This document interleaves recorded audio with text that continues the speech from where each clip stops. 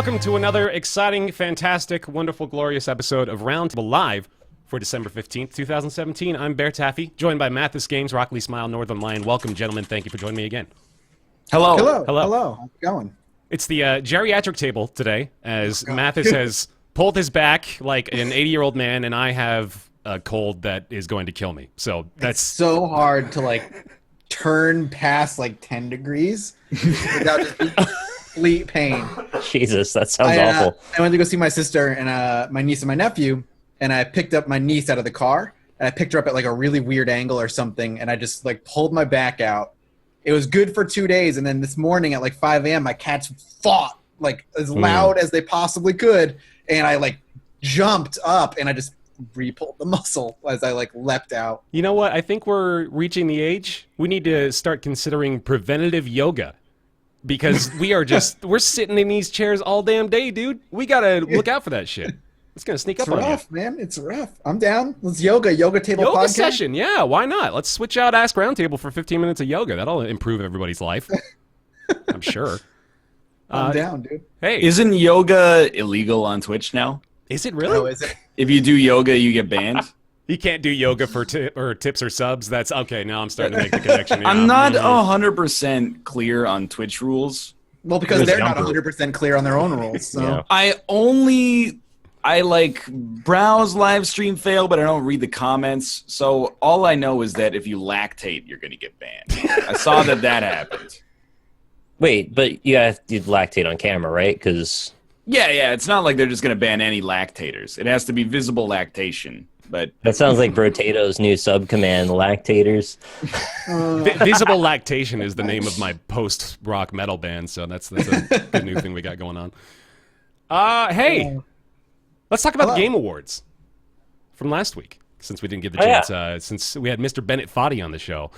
The Game Awards happened. Nick and I were live spectators for the event. How did you feel about the awards this year, Nick? I really liked it. I'm not usually a fan of these types of things. This one had a few more human moments. It had a little bit more zaniness in a few ways that were sort of unexpected. Predominantly, fuck the Oscars, man, and a few other things. I mean, it was still largely a big commercial, and that's what all of these things are. But even despite that, it had more going on than usual. And there were actually a surprising number of reveals. Some pretty cool trailers during a really wild Death Stranding trailer that was 3 minutes long. As far as award shows go, this might have been one of my favorites that I've seen. I'm all in on Death Stranding, by the way. I think I might be more into it than you are, Nick, which is saying something, because I'm obsessing over the trailers now. I was not really into it at first, but then that 8-minute one just got me thinking, what in the fuck? What in the fuck is going on? Yeah. I'm going to be your lifeline. Y'all need to calm the fuck down. No. This game is not going to do anything. You're setting yourself up for disappointment. Do you remember what happened when you got excited last time, Bear? No, I don't know. I don't remember what happened. What happened? I'm not saying the game is going to be bad, because Metal Gear Solid 5's gameplay was incredible. Yeah. And it was fun. But don't set yourself up for something that's going to be something wildly new and exciting. It's going to be a good game, but I don't think it's going to do anything different. There's a baby in Norman Reedus' throat! That might not be really in his throat. I think it was just a trick. It was just it was a fun moment to go, look how wild this guy is with his film production. But I don't think he's really in the throat. I've never seen a baby in a throat. You think he's literally in his throat in the game? They're not going to do hey, this is all about the baby being in Norman Reedus' chest, and then in the game it's it's a dream sequence. No, I didn't say there isn't a baby. I meant when the baby gives a thumbs up in his throat. I think that was a pop moment of art. I think that was flavor. supposed to indicate that that's the same dude that was giving him the thumbs up earlier, don't you? Rumors, mysteries. It's all so exciting. Hideo Kojima is also like J.J. Abrams. He's obsessed with the mystery box, but not with the answers that follow. He loves creating questions, and then when he's like, all right, time to answer them, he just answers them with more questions. He's like, well, I guess we're never going to get an answer. The thing, I think I'm kind of on Mathis's side to some extent, but from a narrative standpoint, it looks like the craziest shit that has ever gotten a budget this high. Fucking insane, I have no doubt. That's amazing. If they actually make a game where Norman Reedus is some kind of cyberpunk soldier powered by babies, or other things I've heard is the baby has childhood innocence, so it can sense like the monsters around, but the adults can't because they're cynical or something. If they end up going down that road, then that's as far. I'm fine with that. But in the end, is it going to be a game where they probably give Norman Reedus a gun and he shoots things in the head? Yeah. Probably, but yeah. It's kind of it seems narratively bold. Let's put it that way. And I'm sure it's gonna look super beautiful, and like it's gonna like have really cool like artistic direction and all that stuff. I'm game. I think it's gonna be. I have no doubt that it'll probably be a fun game, and it'll be really enjoyable, and maybe even be one of the best games of the year when it comes out.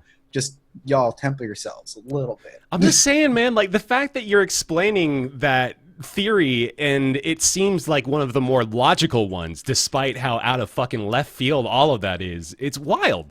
He's blowing my mind. It's great. I think Mathis is probably right, and I have a pretty long track record of not actually liking Hideo Kojima's work in the fact that it's really pretentious and goes over the top. But I also like the batshit crazy stuff to the extent with this one where my conclusion was it's probably so crazy I'm down just because I like the narrative content, as long as it maintains that level of insanity.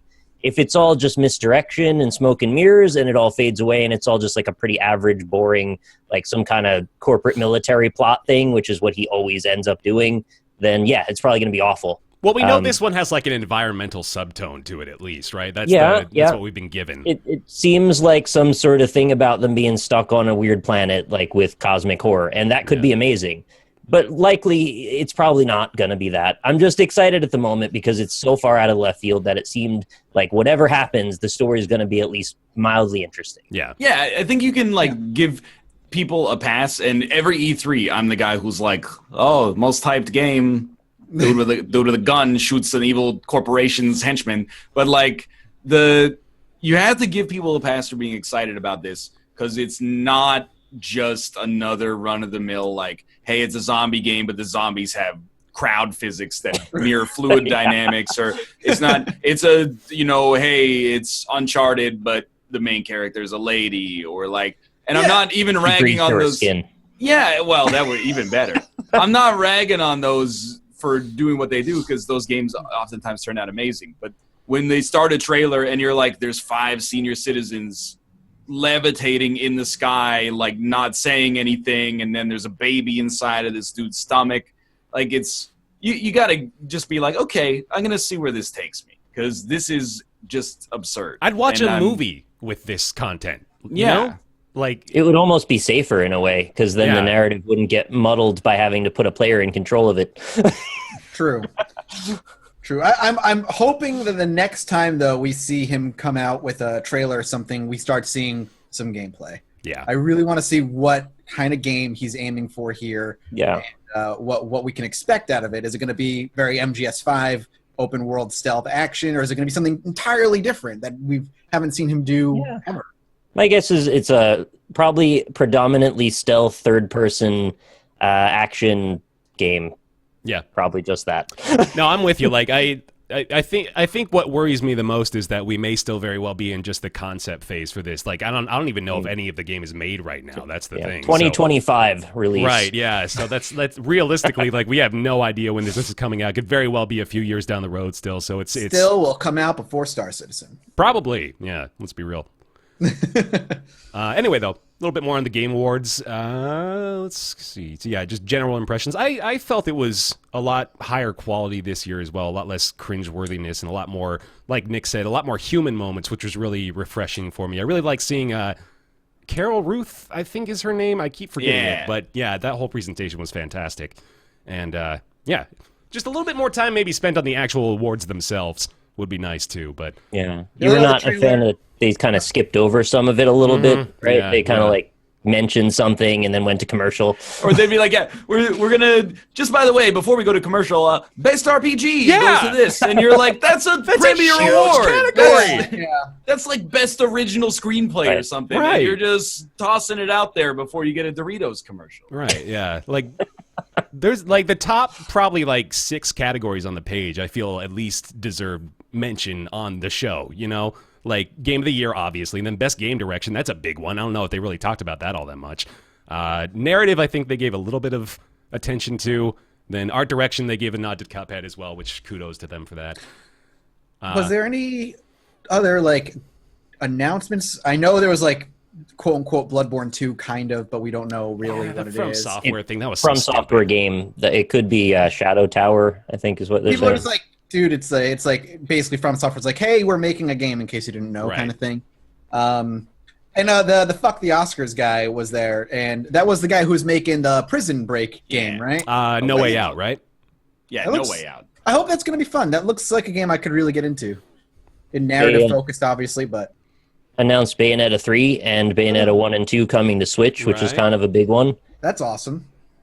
I feel like I'm not sure if the problem is with me or it's with the awards or if it's just the nature of the games industry. But I feel like the show this year was good. I only saw maybe like the first 2/3, and then I got some work done. But like, it's straddling the line of like it wants to be taken seriously as awarding art, essentially. Like they gave awards to Cuphead and What Remains of Edith Finch and stuff like that, and I respect that. But there has to be like an air gap, I feel, between that and then also the other half of the show, which is essentially trailers. But I think it's also kind of emblematic of the gaming industry, that it's like half art and half products. It's almost it's like half Yeah, a I see what you consumer mean. show and it's half like an award show. That's you're not just admiring work and art and craftsmanship, but you're also like, what am I going to be excited for next year? Yeah. Well, So I just kind of find it at odds that they're like, this is sort of the legitimate, it's our attempt to do something sort of similar to the Oscars at that level of legitimacy. But you definitely do not see the Oscars doing like a most exciting movie in 2018. By the way, here's a trailer for like Infinity War that's going to run before Best Picture Right, and stuff yeah. like that. It's just kind of like a little. Well, like the argument that we've made several times is that the games industry does not have the like celebrity figures, the people with enough clout to drive audiences to watch an award show like that.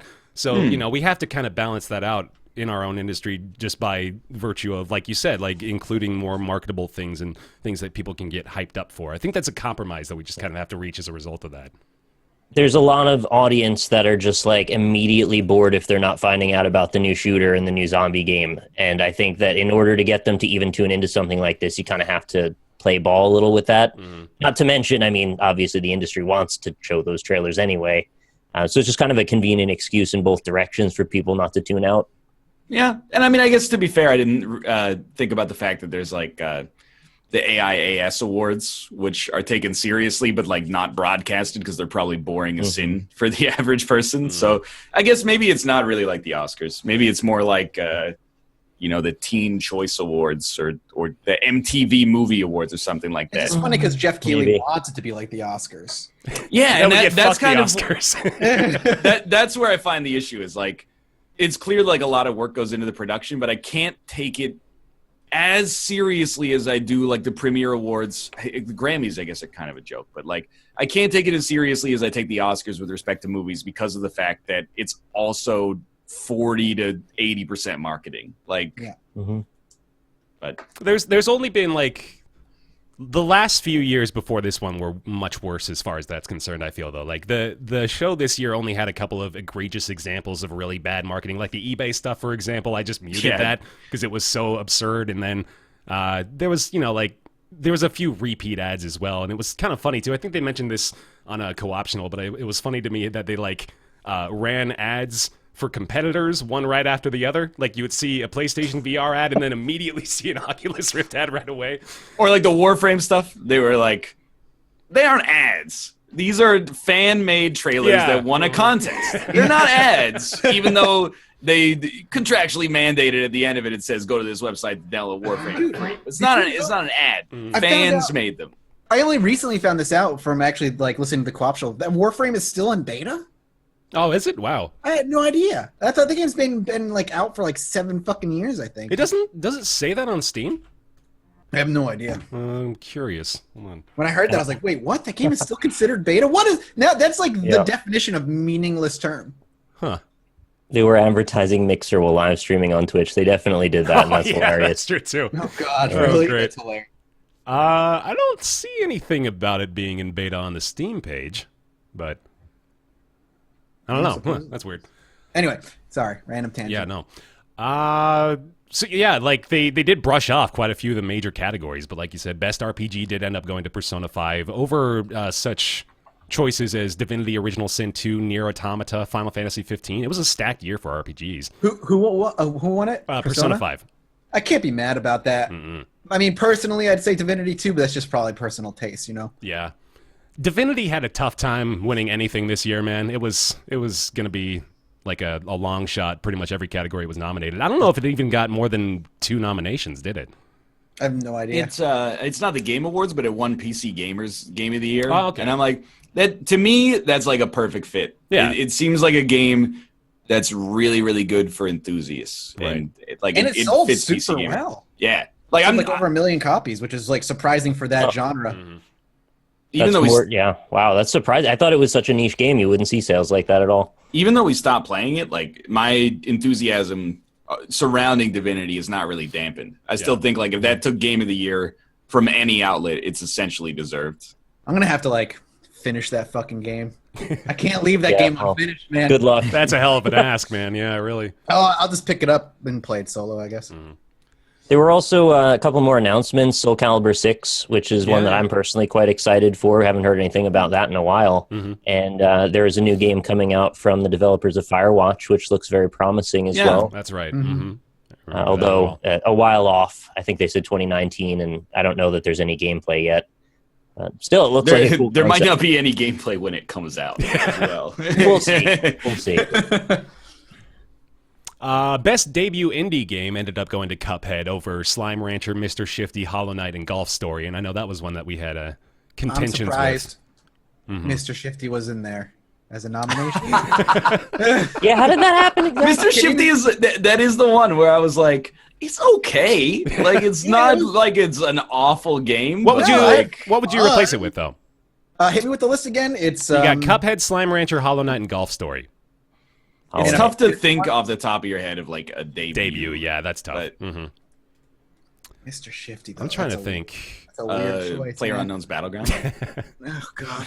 I want to say Kingsway off the top of my head. I got to double check that though. I guess. Kingsman No, he made Super Puzzle Platformer Deluxe. But then it's like, this is why the industry and these award shows are kind of arbitrary. Because, like, there's no such thing as a debut indie game. Like, nobody is like, hey, I farted this thing out. It's the first thing I've ever made, and it's Right, amazing. yeah. Like, they've all got stuff that's either free on Steam because it's easy to distribute it there, or it's on itch.io or Newgrounds. I think they mean their commercial debut, don't they? So a free-to-play game qualifies or does not qualify in that case. This is Okay. Tooth and Tail one, or is that they? He made Monaco. Oh, okay, right. Man. You're right.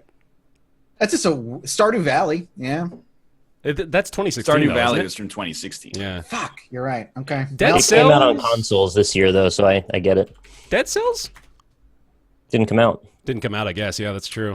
Hat in Time. I'd say Hat in Time. could Oh, go yeah, on. there I you go. actually thought you said hentai. Hentai also would go. Well, I mean, it fits with Steam on 2017, right? Yeah. No. Chad said Hat in Time. I think Hat in Time would be a much better fit. Honey Pop just abandoned the whole charade and went straight for the hentai name. Yeah, that's. Dude, they're making Honey Pop 2, though. Oh, snap. I'm psyched. You got to be more Pop stoked harder. than I am for Spelunky 2, man. That's gonna blow up your channel. I'm so pumped. Give me more anime titties.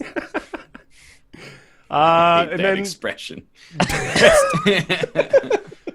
best independent Anime game titties. also went to Cuphead. Cuphead swept, I believe, every single category it was nominated for. It did quite well. And then let's see here. What else? Any other big ones you guys noted that I might have missed? Best multiplayer did go to PUBG. Strategy game went to Mario Rabbids, which I was happy to see. Although it did compete with War of the Chosen and Tooth and Tail, which is And you know, it that's- lost to. I mean, it lost to War of the Chosen. War of the Chosen. Or yeah, you're right. War of the Chosen is much better, in my opinion, than Yeah, me too. Rabbids. I like Rabbids decently, but Yeah. War of the Chosen is like stellar. Best- Rabbids is like. We already went through this, I think, in like September. Yeah. But like XCOM's like all good, and then like 30% of Rabbids is running around picking up coins and pushing blocks on ice rinks to press down switches. So I'm like, I'm a little upset about that one. I'll write a strongly worded letter, perhaps. War of the Chosen just like made a great game greater. Yeah. I'm sure a few people were probably peeved about Warhammer 2 being neglected of that list of nominees as well. But Warhammer 2, I want to play. I haven't had time yet. Best family game went to Odyssey, competing with Splatoon 2, Sonic Mania, Rabbids Kingdom Battle, and Mario Kart 8 Deluxe.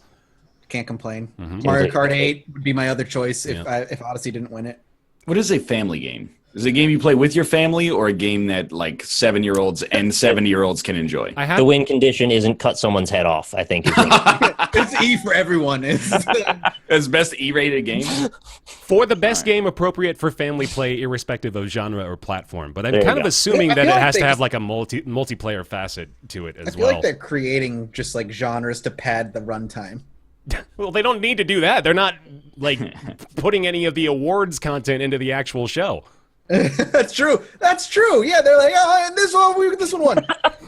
It's like, oh, okay. You could have just cut like 9 ads and just run that. Yeah. Except, for my own curiosity, best VR AR game did end up going to Resident Evil 7, so I guess I need to check that out. And then let's see here. Game of the year. They announced a new zombie game, didn't they? World War Z is now getting its own. Yeah. from the Payday 2. No, wait, you're talking about World War Z, not The Walking Dead. Don't ask me. Yeah. They announced a World War Z game. Okay, because The Walking Dead's getting one as well, and it's another one, and it's coming from the Payday 2 devs. We're also getting GTFO. I don't know if you guys are even talking about that. And one. SOS. Don't forget about SOS. Mm-hmm. SOS is not zombie, though? No, but there's monsters. Look, GTFO is a horrible name. I think we can all agree on that. Bad. However, Agreed. it does look a little bit like an alien horde mode game, which seems like fun-ish. SOS is like an 8-person battle royale. That's what it is. It's 16, and it's also It's apparently 16 like now? a reality show sort of thing. It looks like the culling mixed with the forest. I'm very confused about it. And I'm kind of interested. People can like I think if you're streaming, or people can watch and like cheer you on and like give you more points. Yeah, or something. it looks it looks a little janky, but also like an interesting spin on battle royale plus survival. I've had like a code forever and have never. Oh, dude, they're doing closed beta this weekend. If you have a code, let's play. I've been wanting to Buy play. some food for Ruka-chan. Yeah. I also like. So again, I hate to say this because there's probably like dozens of people working very hard on this game. But why are you releasing a World War Z game in 2017? Yeah. You're like 10 years after the critically acclaimed book, And like 5 years after the movie that nobody really liked that much, comes on the Brad Pitt's 300th 60th birthday. It's the Prestige versus the Illusionist, because there's that motorcycle riding game where zombies are fluid. They need to release that at the same time, so there's the counter version of it. It's a fast follow, yeah. It's like, listen, as a man who plays way too many zombie games, I'm ready to move on to the next thing. There isn't we've realized we've gone past the end and come back to zombies again. I thought we were going to dinosaurs for a little while. Zombies. Everybody got pissed off when we tried to go to dinosaurs. Don't you realize? Like as soon as Evolve went free to play, you should have known that no dinosaurs anymore. We're past the age of the dino. Evolve's dead. Ark's dead. Yeah. What was that other one? Is Ark dead? I was still going. They just came out with a new expansion called Ark Aberration, I think is what it's called. What was that like? Sponsored tweets. What was that terrible dinosaur game that like it was renamed and re-released as the same game? You know what I'm talking about, right? Like I can't remember says the name we're going of it. to Hello Neighbor Likes next. Oh yeah. I made many videos about it. It's Orion Dino Beatdown. That's the one. Then got renamed. And I don't remember what it became after that. You made many videos? I also made many videos on that. I didn't realize. It was Really? garbage. Why did you guys make many Orion videos? Dino Because Beatdown. I bought it sight unseen and didn't know how bad it was going to be, so I was reveling in how bad it was. Now That's it's like become me when I made Orion that. Prelude. And it's when I made got that. like, oh my god, it's got 20,000 positive reviews. It's like doing really well now. What the fuck? Maybe only they that made was- it better, and also it's $1. Oh, So well, there I you think go. that helps, Okay, yeah, but, that, like- that might do it. Damn. God. Yeah, me and Josh played that on when it came out, And people were very upset in the comments, even though it was trash. And they were like, yeah, it's bad, but you can shoot a T-Rex. So how bad could it be? And you're like, pretty bad.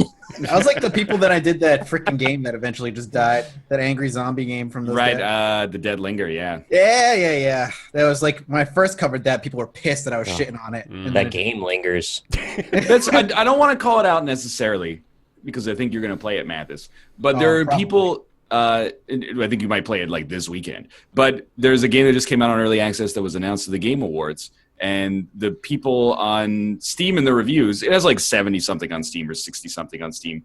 Some of the positive reviews are like, I can't believe people are complaining about the fact that it runs at 15 FPS. Are you talking about Fade to Silence? Yeah. Yeah. In the first day of Early Access. And I'm like, of course they're complaining. They're charging money for it. Like, you can't... I'm starting to realize why there's this backlash to games that are in early access, where as an adult, I'm going like, well, you know, it's a fuzzy line and it's a subtle thing this day. It's because people are like, it sucks, but I bought it, but it's early access, so it's all up from here. So I completely understand, or I'm starting to learn, I guess. Yeah. The reviews, I've been trying to get a code for it, and they keep teasing me on Twitter. I'm like, you just fucking give me a code for it. It looks like it's a cool implementation of like a story-driven survival game, which reminds me of Subnautica, which is, I will always say, is fucking amazing. Go play Subnautica. But I am worried that it might be too early, and apparently it's very console porty. Even a lot of the like quick time events that are introduced every once in a while have like the console buttons to press when you're playing on keyboard and mouse. You don't have the controller plugged in, so that worries me a little bit. But I mean, I'm excited to check it out.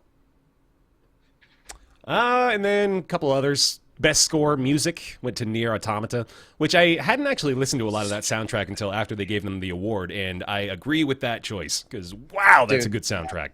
When I was playing that game, the music was always so good.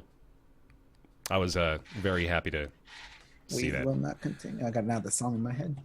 There were some good competitors there, though. I mean, for as much shit as Destiny 2 is taking right now, they always have amazing soundtracks to those games, so good stuff there. Cuphead got a nod there, too. Actually, one of the categories they lost. Speaking of Cuphead, again, best art direction, like I said, went to Cuphead. Best narrative to Edith Finch. And then Game of the Year, ultimately, ended up going to Zelda Breath of the Wild. Thoughts, feelings, concerns, comments? I can't really be mad about any of those. I mean, they're all great games. Those are really, really good year. Yeah, I'm with you, Nick. I agree with Nick. Dope. God. All right, well, with the Game Awards having made their selection for the best game of 2017, it's about time for us to get into that very same conversation. All throughout the year, we have been keeping track of our favorite games of the month. And we have been doing the Game of the Month segment at the start of every month. And we've got the entire grouping right here in front of my face. Let me go ahead and change this real quick to Game of the Year. Boys and girls, ladies and gentlemen, it's time for Roundtable to deliberate. Yeah. The best of 2017. We'll start with January. Way back in the day. Way back when video games weren't being released in January of 2017. I've got my little sheet right here. In fact, I think I'm going to go ahead and try to put this up on the screen for folks. Let me see if I've got an easy way to do that. Like this, maybe? Yeah, hey, that'll probably do. Cool. Here's our Game of the Month selections. As you can see up here in January, I went with Pit People, as did Ryan. Nick and Mathis elected for Resident Evil 7. Still feeling pretty good about those selections, I'm guessing. Get out of here, cat. Well, now that I've contextualized the entire year into a top 20 list, which I'm going to go over later, Nice. It is not actually very close to my tops, believe it or not. And this has been an issue that I've been noticing more and more, where I have a very strong opinion about a game. I think I like it. And then later on, some DLC comes out or something changes, and I recontextualize my opinion of the game in a broader sense. Yeah. And I think the thing that I was operating under was this false pretense based on how into the demo I got and what I thought was the thrust of what the game was meant to be, that I became completely blind to what the game was that I actually played. What I mean by that is I thought at the heart of Resident Evil 7 was the suspense and the atmosphere. But now that I've played the 2 DLCs and through the game and sort of thought about it and given it some time, I've kind of come to realize that really all of the atmosphere and suspense parts were at the very beginning of the game and that demo. Oh. Other than that, it was mostly an action game. And I'm not saying it was bad. I still think it was one of the better Resident Evils, but I don't think it was what I thought it was at the time I was playing it. So it's considerably dropped, in my opinion, especially after the 2 very, very bad DLCs I just played like this week. See, I haven't played the DLCs, so I'm still operating under like what I remember of Resident Evil 7 being what it was. And while I agree, I think the latter half was way more action focused, I still really liked it. Even though it was actiony, like the atmosphere was great, and at the heart of it was that really bizarre Resident Evil bioweapon storyline thing that was going on. And I was all right with that, and I enjoyed it. And I hope that, when Resident Evil 8 eventually rolls around, they do something similar where it's like half suspense, whatever, and then later half that are like they empower you a little bit and let you kind of take out the bad guy. I'm a little nervous because I wanted to play the DLC, and with what you're saying about what the DLC scares me a bit. But I still look back at Resident Evil 7 very, very fondly and think it was a right turn for where Resident Evil was and where it should go. Ryan, how are you feeling about Pit People at this point? I'm still optimistic, but I haven't played it since January. Okay. I know it comes out of early access soon, and I was watching the trailer, and I was like, yeah, I'll play this. Mm-hmm. It seems like the kind of thing. I was really enamored with it. I played like 4 or 5 hours of that build that we got in January, and that was all of the content that was in the game up to that point. And I really liked it. So yeah, nothing has really come out that's like made me want to play it less. But I also haven't touched it in 11 months. So yeah, fair. Mm-hmm. How about you? Their projection, it looks like, is they're going to be done within the first few months of 2018. So that's our plan there, I guess. Yeah, I'm feeling pretty similar. Looking back at the releases in January as well, there's not a lot that really strikes me as, one that would take its place. I'm trying to remember, was Neo? That was February, wasn't it? Yeah, I think it was. So that was the only other one that was maybe going to take its place, but that was February. So yeah, not a ton obviously happening in January most of the time, but Pit People was at least like kind of a nice little glimmer of what is to come for future titles. So that was a good one. Cool. Let's get on to February, because that becomes a much more interesting discussion very, very quickly. Into February. For Honor does not suck.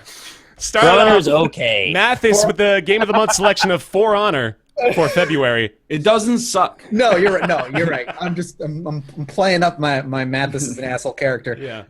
I had way better opinions about For Honor in February than I did, say, maybe 3 months after it came out. Mm-hmm. I think For Honor got worse the more you played and the more you learned how it worked.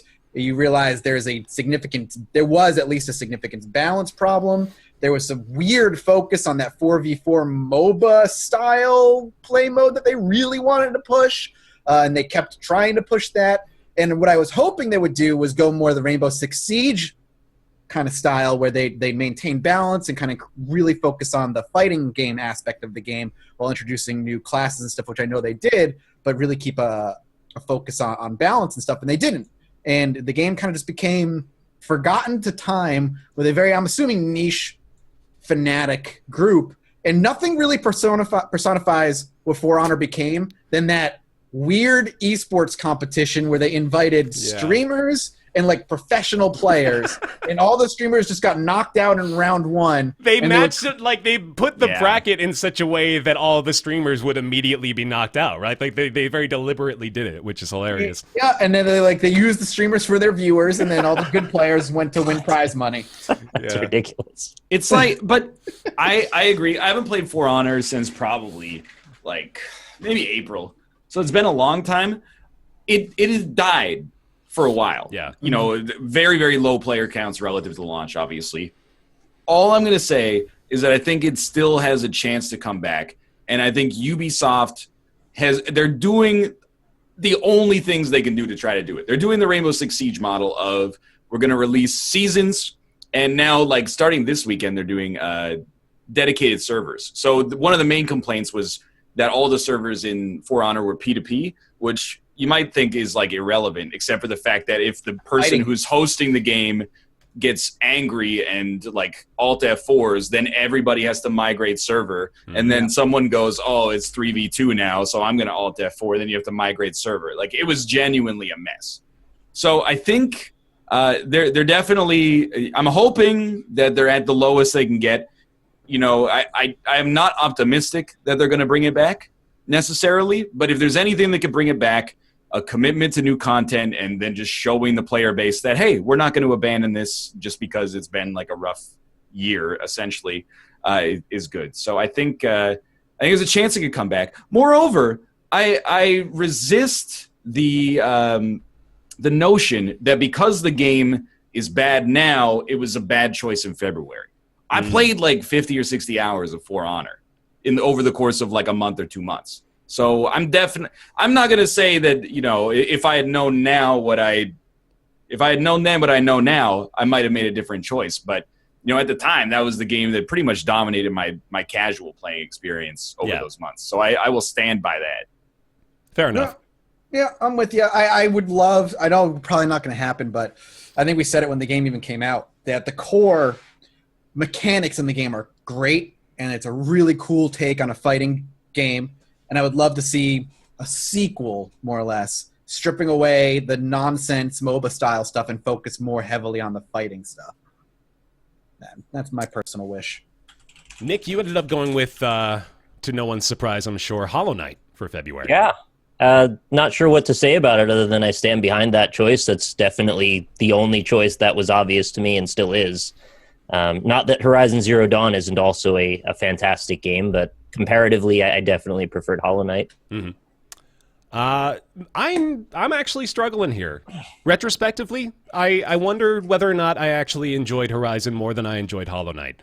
Because while I really loved Horizon in the moment, I never ended up coming back to it. And I came back to play it actually like a couple weeks ago, and I don't know, like I'm kind of done with it. And I think I got the experience I wanted out of it. There's lots more story to play. There's tons more to do. I know that, but it didn't really grab me as much as I suppose I thought it had back in the day. Still, though, I feel it's worthy of mention, considering just how incredible it was. Like, I think I even said this a couple of times, but really, without this year being so stacked, Horizon has a much better chance of actually, I think, winning Game of the Year for a lot of people. So it is incredible, but I think I might have actually liked Hollow Knight more. Just, Hollow Knight is so purely good and fun. Mm-hmm. And it kept me all the way through. Like, it latched onto me, and I had to know what was going to happen at the end of that game. So I think, looking back, I might have to give it to Hollow Knight. But, yeah. Anyway, there's February. Lots of interesting stuff there. Probably a few games that we didn't even mention actually coming out in February. Let me go back and look at the list just to make sure we didn't... What list are you looking at? I've got the 2017 in video gaming on Wikipedia pulled up here. So they've just got like a big outline list of like the major releases. And they probably don't have everything, but they've got, you know, like the big players. Nowhere has everything, which is very frustrating. I would like every single indie game that's come out, even the really small ones somewhere. I know that's really unrealistic to say, but it would be great if someone could document that. It's a big-ass list, man. Oh, Night in the Woods came out in February. Okay, well, there you go. And Neo again as well. I don't think any of us played it when it came out, right? Like, we waited a little while. Did we wait a little bit? That might have been what it was, yeah. I'm looking forward to actually playing Neo now that's on PC. Yeah. That came out on PC last month, so there you go. It's a good reason to do it. It's great. I keep saying it, and I think you guys will love it. You should definitely play Neo. Yeah, there we go. Okay. Let's go ahead and move on into March then. Let's start with, well, Ryan, you've got the dissenting opinion actually here, so let me let you take the wheel, as we're all going to be riding the Breath of the Wild train. So let me hear the argument for PUBG. I mean, I think there's a lot of illegitimate arguments for PUBG that people have made, as it's kind of been included in the year or Game of the Year list for other websites. Like, I genuinely think it's probably the most influential shooter in like the last 5 years, something like that. I'm going back to maybe to like Call of Duty 4. I think it's going to set the tone for like the next at least few years of this genre. And it's going to be rough for a lot of people and for a lot of companies probably. In the end, I find myself, I think it's more influential than CSGO. Chat's going, what about CSGO? I think it's more influential than CSGO. I honestly agree with that. People don't realize the gravity of the numbers we're dealing with this year in PUBG. We tried to hammer on the significance of it earlier in the year, like when they were beating the Dota 2 numbers, which is absurd still to say that. Yeah. Like, they're beating Dota 2, like, by twice as much. It's like it's the most popular game on Earth, I think. Yeah. If not, it's up there, and it got there, like, within 3 or 4 months, which is just insane.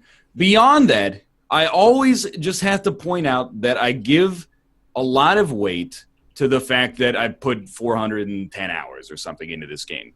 And most of that 410 hours is fun. So yeah, I accept, and I'm actually happy that there are people that are like, that 410 hours is worth less than the 30 hours I spent in this game that made me feel like a kid again, or than the 60 hours I spent in this game that has really amazing systems, or the 4 hours I spent in this game that made me cry because it had like a real emotional core. Yeah. But I give a ton of weight to the fact that for like 6 or 8 months this year, when I had free time, I was like, I'm going to play Battlegrounds. Like, Battlegrounds is the first game that came to mind that I want to play.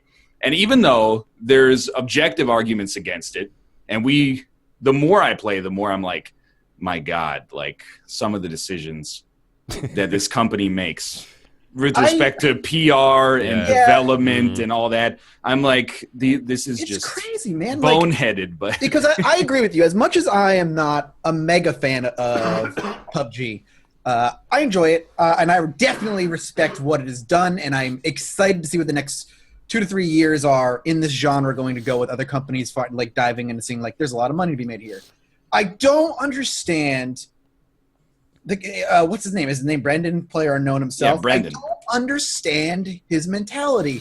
He comes off as incredibly insecure about his own work, and that like it's like he knows like, oh, his time is limited or something. Because what was it like a few days ago? He's like, we gotta like sue people who are copying us, and like we've gotta put down. Like, the no, you copyright. don't. again, it's just another lily pad in the long line of like, you got to where you are by copying and refining a formula, and then you got to the top and you're like, oh, we got to lock this down. Someone could easily do better than this now that we've got it. And they are going to.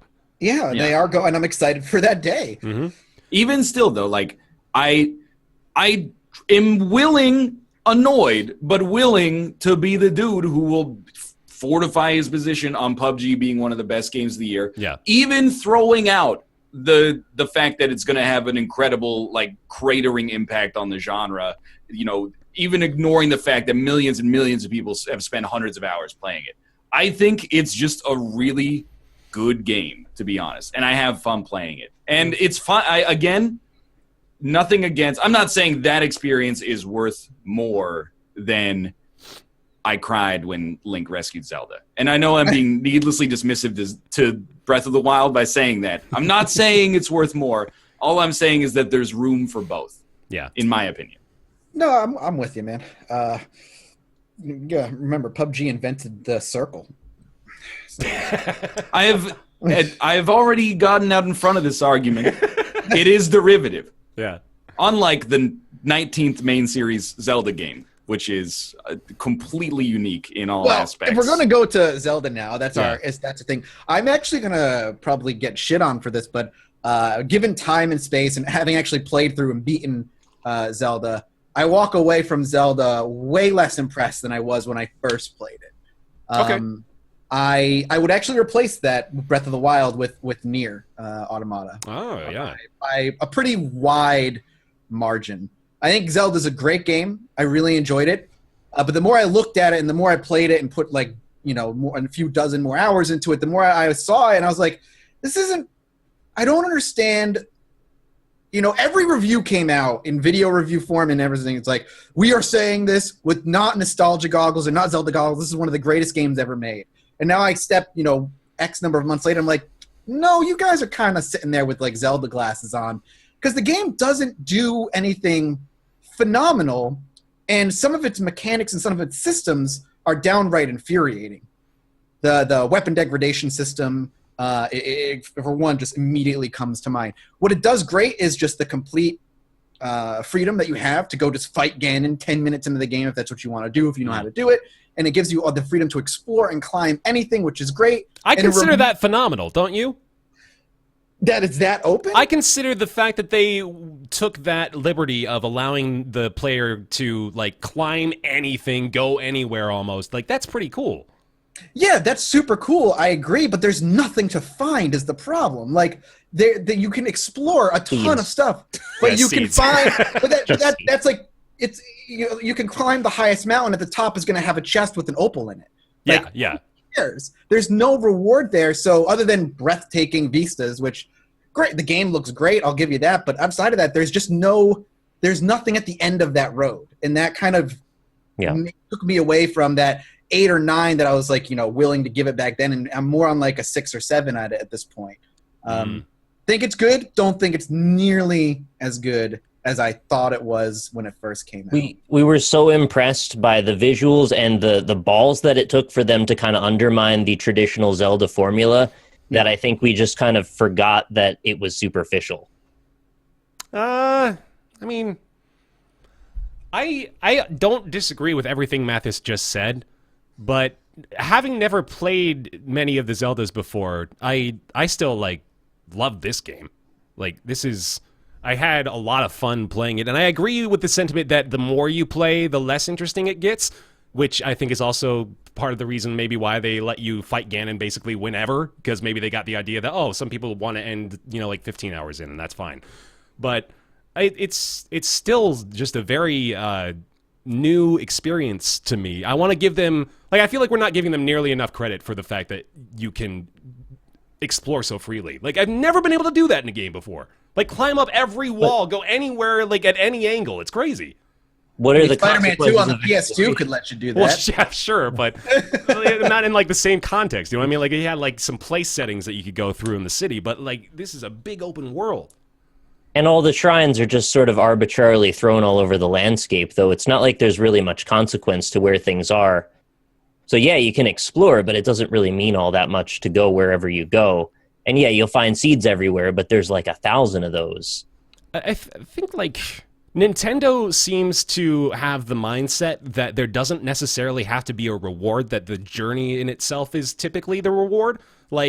They kind of show you that with Odyssey as well, where they have these cool areas that you can access that'll just have a stack of coins or something, it's not going to be this ultimate item that you find by doing some super cool triple jump on the top of a roof or something, but they still give you something for it. Yeah, but with Mario, using that as an example, the reward is being able to pull off a really cool complex jump and stringing together Mario's maneuver and his moveset to get to that difficult point.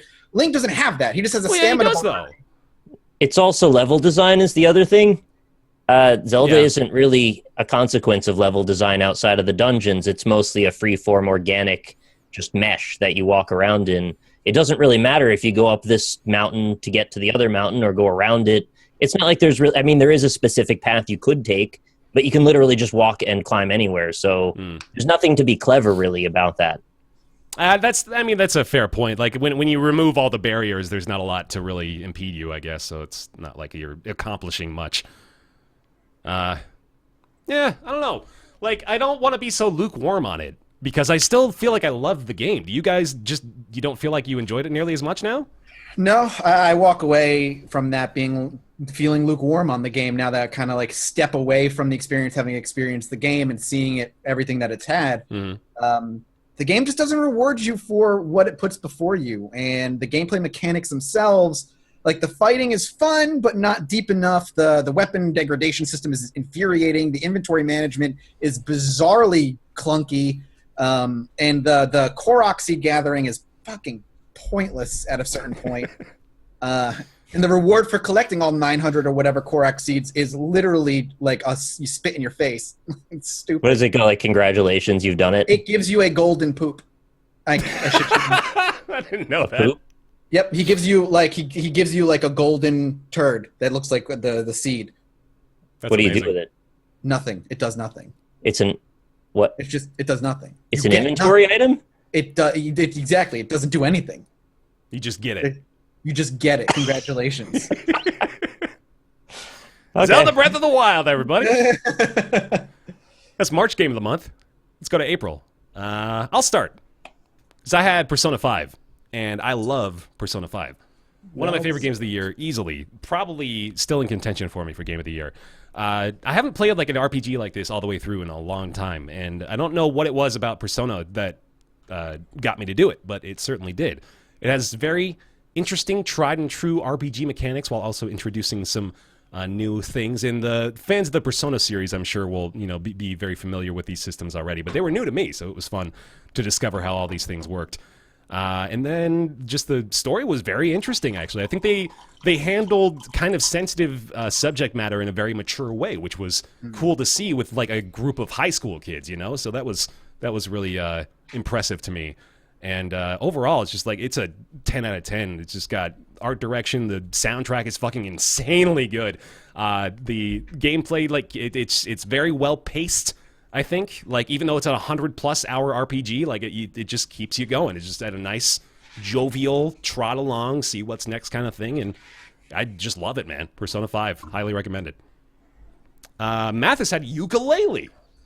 I think I stick by Yooka-Laylee. Yooka-Laylee's not perfect, and there's a lot of issues with it. And I think Hat in Time actually does what Yooka-Laylee wanted to do way better. But a lot of my enjoyment of that game is noted, like, nostalgia goggles. Like, I'm well aware a lot of the reason I enjoyed that game is because it reminds me of a time where I was a kid, and a lot of the gameplay mechanics and the way it handles and the way it controls. Yeah, I still think I really enjoyed Yooka-Laylee. I don't think it's a masterpiece by any stretch. But for my personal tastes, yeah, I liked it a lot. All right, fair enough. Nick and Ryan both went with Flint Hook with an asterisk. So Flint Hook is an above-average game that gets much worse as it goes along, and benefited from being in a weak month if you chose not to play Persona. Yeah. I was trying to piece it together how I got to where I got, and I think it was that I just had no time to play Persona and then ended up putting it off. So, I mean, again, not to just shit on Flint Hook, it was fine, but it wasn't like it deserved to be Game of the Month, probably. That's about the attitude we had back then, too. I mean, I'll lump, so that I'm not talking about it for November, like, I'll talk about The Hand of Fate 2 right now as well. Oh, yeah, sure. Exactly the same loop. Really good gimmick at the start, hooks you in, and then you find out that, like, the design just fails it by the time you get halfway in. Mm-hmm.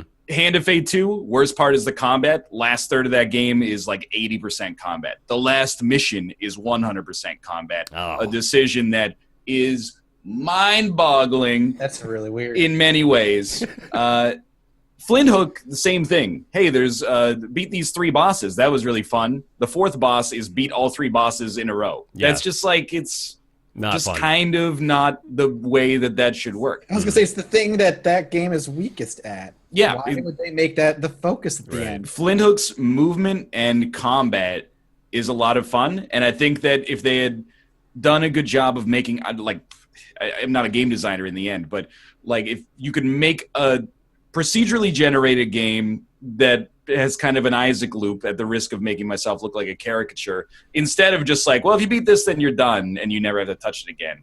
That's a problem. If they had done it the right way, I think it's a shell mechanically of a game that could be a lot of fun. Hand of Fate 2, if they just removed like 50% of the remaining combat, it's not even that the combat got too hard, because I see people in chat like, I thought you said it was easy. The combat is easy. What's hard is staving off distraction and boredom. When you roll the dice, you move 1 card, and then there's only like 10 enemies in the whole game. You flip it over, and they're like, kung, kung, kung, kung, fight 6 of each enemy, and you can't kill them faster than like 6 shots each. So you're literally just parry, bum, bum, bum, bum, bum, bum, parry, bum, bum, bum. That's Hellblade. Yeah, eventually, it's not Hellblade, it's hell. It's just like the worst. Yeah. Eventually, you get distracted for 10 seconds, and you take a hit, and you get whittled down. Like, It's just the game does not err on the side of its benefits, like, and that if they make a sweet dungeon crawler using the cards with combat sprinkled in, that's awesome. But the fact that it's particularly the last mission was just every card is just combat. It was a freaking nightmare. But anyway, Yeah. Can I just say Flint Hook before we move on? Mechanically did a lot of things really right. Yeah. It had my favorite system, which is the Rogue Legacy progression system of progressive unlocks as you go. It had really satisfying movement. I thought it had a pretty charming art style, though I remember the foreground and background got muddled a lot. Yeah. And it was procedural, so it's got like a lot of the skeleton of what makes a good game. I know Ryan just kind of said this, but it just, the way it was put together in the end failed it, and it could have been so much better. So I definitely think that there's potential in a sequel or a spin-off or anything really with that same skeleton. And that's probably why I had to fall back on it as Game of the Month for me. Mm-hmm. A couple that we may have forgotten. Little Nightmares apparently actually came out in April. Oh, dude, 100%. Yeah. Yep. Get Same. Flint Hook out of there. Little Okay, Nightmares. there we go. Let's That's just swap like it out. We just didn't play it when it was new. We had this Yeah. problem. A lot of stuff came out towards the end of the month. We often Right. skipped it. yeah. Little Little Nightmares Nightmares is is great. Mhm. Yeah. Good shit. Okay, well, there we go. Saved ourselves one. And then there was another one came. Oh, Outlast 2 came out in April as well. And I know a couple of you guys played that, right? Yeah, that was Trash City. Yeah. Yeah, that game is awful. Parappa the Rapper Remastered also was garbage. There's another dishonorable mention for the list. That game was that was not even a remaster. I'm pretty sure they just took the exact same Parappa and put it on the PS4. Yeah, Hero's terrible. A terrible port. Garbage. Okay, there we go. There's April. Moving into May, which is a bit of a controversial one here, is 3 of the 4 of us have picked Dead Cells, which is still in early access.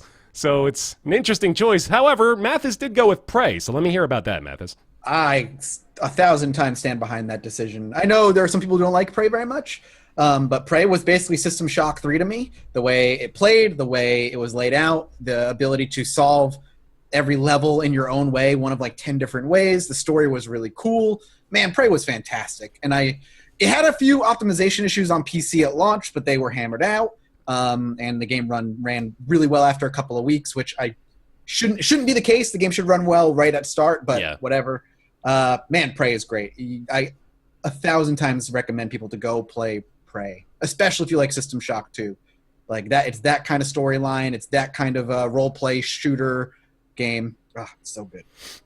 I'll talk about Dead Cells for a minute, as I don't think either of you guys have played the Brutal update, right? Ryan and Nick? Okay. Yeah, it's getting even better, man. Like, I think I mentioned it on the show, but every time I go back to it, I'm like, man, this is so much fun to play. And it remains that, and just continues to improve upon everything that we found faulty with it. Like, shields, for example, are completely viable now. They used to be hot shit. Now they're one of the best items in the game. It's great.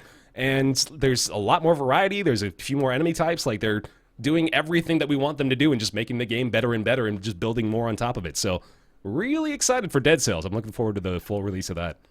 Yeah, I have no reservations or regrets about making Dead Cells the #1 game for that month. I mean, the early access build that we played was very solvable, but it took a long time to get there. And in terms of like mechanics, it's one of the strongest roguelites out there for sure. Yeah. It's actually like fun to kill things in that game. Yeah. Yeah, So- I agree with Ryan. I'm just going to wait until it's done before I touch it again, just because I want it to be the definitive version. Sure. Looking through real quick. Friday the 13th, the game came out in May. Actual garbage. Yep. Rhyme. We played Rhyme, right, Nick? Or did? Yeah, you did. Yeah, I played Rhyme. I don't loved know if Rhyme. I think I played a little bit of Rhyme. Yeah. And then there was one more. In May? Yeah, in May. I'm trying to find it. Oh, Shadow Warrior 2 came out in May. Or was that? Oh, that was probably just the console release, wasn't it? Yeah, PS4, Xbox Okay. One. Mm-hmm. That was like one of my Game of the Year candidates last year, as far as I Right. remember. I was trying to remember that. Okay, I think that was probably it then. Cool. All right. Well, and going into June, another weaker month, I suppose, based on our observations of it. Nick ended up going with Tekken 7. Yeah, so fighting games are kind of funny in that I often get really into them and then immediately drop them as soon as the first week goes by. Sometimes they catch, and it's usually a BlazBlue game, but Tekken was like, I just really needed to play Tekken for a bit, and then I'm good. Yeah.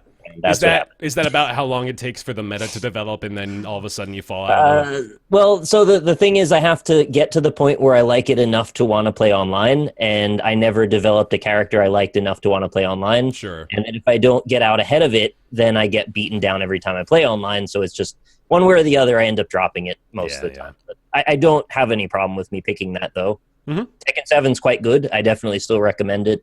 One of the better PC games if you're looking for a fighter, specifically a 3D fighter. And maybe Soul Calibur 6, if that comes out on PC, will be another one day. Yeah. Math is still feeling good about Crimson Court? I mean, comparatively to what came out in June, yeah. I am not I enjoy Darkest Dungeon, but I'm not like you, Bear, where you have that thing down to a formula.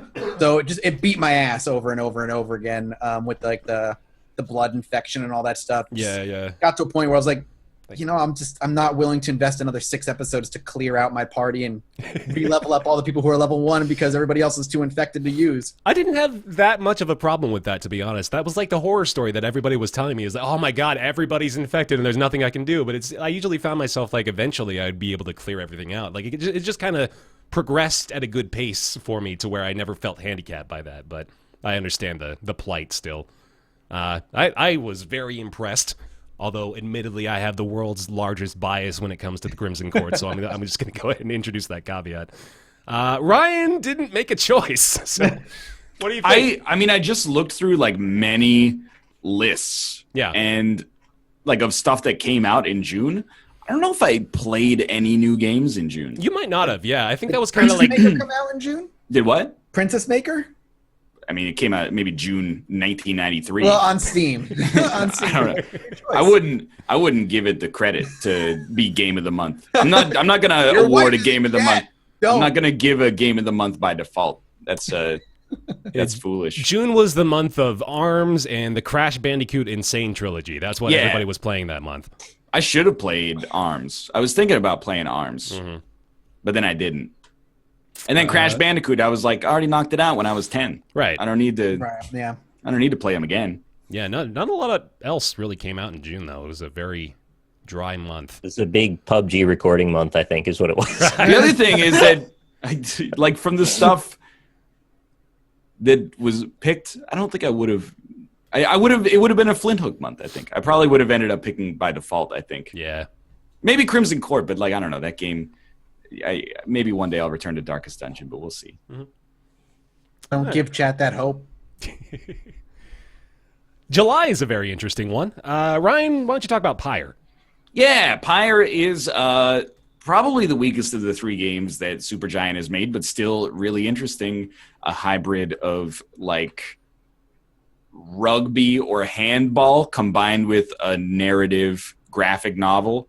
It's gorgeous, and the soundtrack is lovely, and the sports-style gameplay, I think, drew a lot of people in, myself included, but I don't know.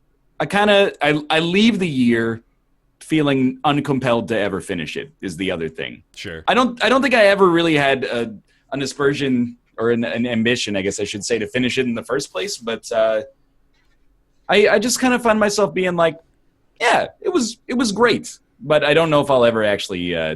if I'll bite the bullet and finish it ever. That's like exactly how I feel about Horizon. So I totally understand that. Mathis, similar feelings about Pyre? Yeah, I got further. The game has some really interesting choices you have to make later on in the story that I think make the game well worth playing through to the end.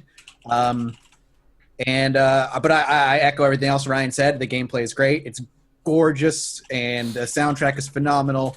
But if you put the time in and do get towards the end, like there's some really interesting story choices you have to make. Yeah. Nick, you went with The End Is Nigh. Yeah, I stand behind that. Really good platformer, very tight controls. I mean, I was a little disappointed that when it was at its hardest in those cart levels, it was so frustratingly hard that I kind of didn't want to keep at it. There was essentially the culmination of the whole game is like every hard level strung together in an endless series, and I think you only have like 30 lives or some small amount.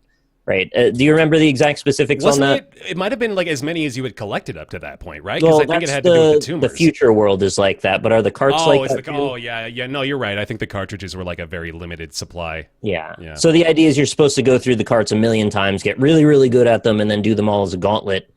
And it's kind of the same as Flint Hook. I just didn't find that a compelling challenge. You know, give me something where I can use all my skills, but not just kind of rote repetition as the end goal. But that's kind of aside, though, because that was all optional stuff, and it was extra, but it wasn't like... it wasn't that compelling, I guess. Yeah. The main story was fun. I really liked it. The side stuff, not as much. I ended up going with Kingsway, which I mentioned very briefly a few moments ago, but was that weird little like Windows 95 RPG that came out in July, and I got kind of obsessed with it for like, actually, let me check my gameplay time here. 18 90 hours. minutes. 18 hours, man. Like, Whoa, holy that's shit. a little crazy. Yeah, I was very surprised by how much I enjoyed Kingsway. So it was just like, it had just like those old school RPG systems, but just the gimmick, I think, just totally vibed with me. I was so on board with this old school system of like you boot up the OS and then you have to like open up the actual music folder to play the tunes, and like it's just, it had that nostalgia bomb that really got me, I guess. So I was quite infatuated with Kingsway back in the day. There we go. July, looking good. Getting into the meat of it now with August. And I'll start off with real quick mention for Mario Rabbids Kingdom Battle. Still like it, although in hindsight, I think it's not even really like in my top 10. It was just like in August, I didn't have a lot else to play, and that was a particularly good downtime game. So Yeah, I agree with you, actually. Even though I think I've been the one beating the drum of like it's not as good as a lot of people think it is, in my opinion. It's still good, and it's way better than it has any right to be. Yeah, from what exactly. people thought it was going to be. And like the first 5 or 6 hours of that game are just real pleasant and satisfying. After that, I think it gets a little...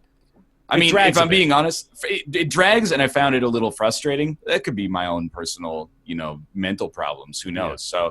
So I still think that that's a great game that is... I do keep it a cut below, like, Game of the Year material, but it's still fine. I was like completely blown away by the fact that I enjoyed it at all. Like I had no expectation for that. So yeah. Nick, you went with Absolver. Yeah, I don't think that would end up on my final list. In fact, it didn't end up on my final list, but not for that it wasn't good enough. At the time, I was really into it. I was just so disappointed how short the overall experience was. I know they've still been adding content to it, although I don't think it's anything particularly meaty. For me, the main thrust of what was exciting to me about it was the Dark Souls-y kind of explore the world and see what's going on. And once I found out the world's pretty damn small, I mean, that was kind of that. Yeah. Although the martial arts element to it was actually great. It was really, really good. I just wish there was more to do with it after, the initial 2 or 3 hours. Right. I'm with you on that. I remember that was pretty kind of my critique when I did when I played it, and then I did my video on it. Is like the content that's there is pretty good, but there's not enough of it. Yeah. And the mechanics are great, but it's clearly their focus. I felt like their focus was uneven on what they were trying to do with this game. I couldn't tell if they wanted to be a multiplayer-centered experience or a single-player like story experience with journey-like multiplayer. Yeah. And it fell somewhere in the middle and did neither very great. It seems like it had the potential to be something really cool, but it just had none of those elements present when you got to the end game, right? Like it was just kind of nothing. I remember when the game ended, you beat the storyline, and it feels like it's about to kick into the next chapter, and it fucking ends, and you're like, It felt like you finished the prologue at the end. Like, I'm ready to start the game now. I've become an Absolver. Right. Oh, Right. oh. No, you did it. Good job. But the Yeah, I thing think is, like, it's... Go ahead. Sorry. Go ahead. I mean, I didn't finish Absolver, but I got like 4 or 5 hours in it. And I think where I fall is like, it's one of the coolest games of the year, but it just didn't really seem to have much staying power. And the fact that the single player campaign was that short is also like a huge knock, I think. It's crazy because like the final cutscene, the guy's like talking to you, is like, you have finished your training. Now we're going to send you basically like to war, and like the real problems are beginning. This was just your training, and then it's like credits. And I'm like, oh, okay. Yeah. So what they meant by training was you're now going to fight all the other Absolvers who also finished the tutorial, which is actually the whole single-player game. Yeah.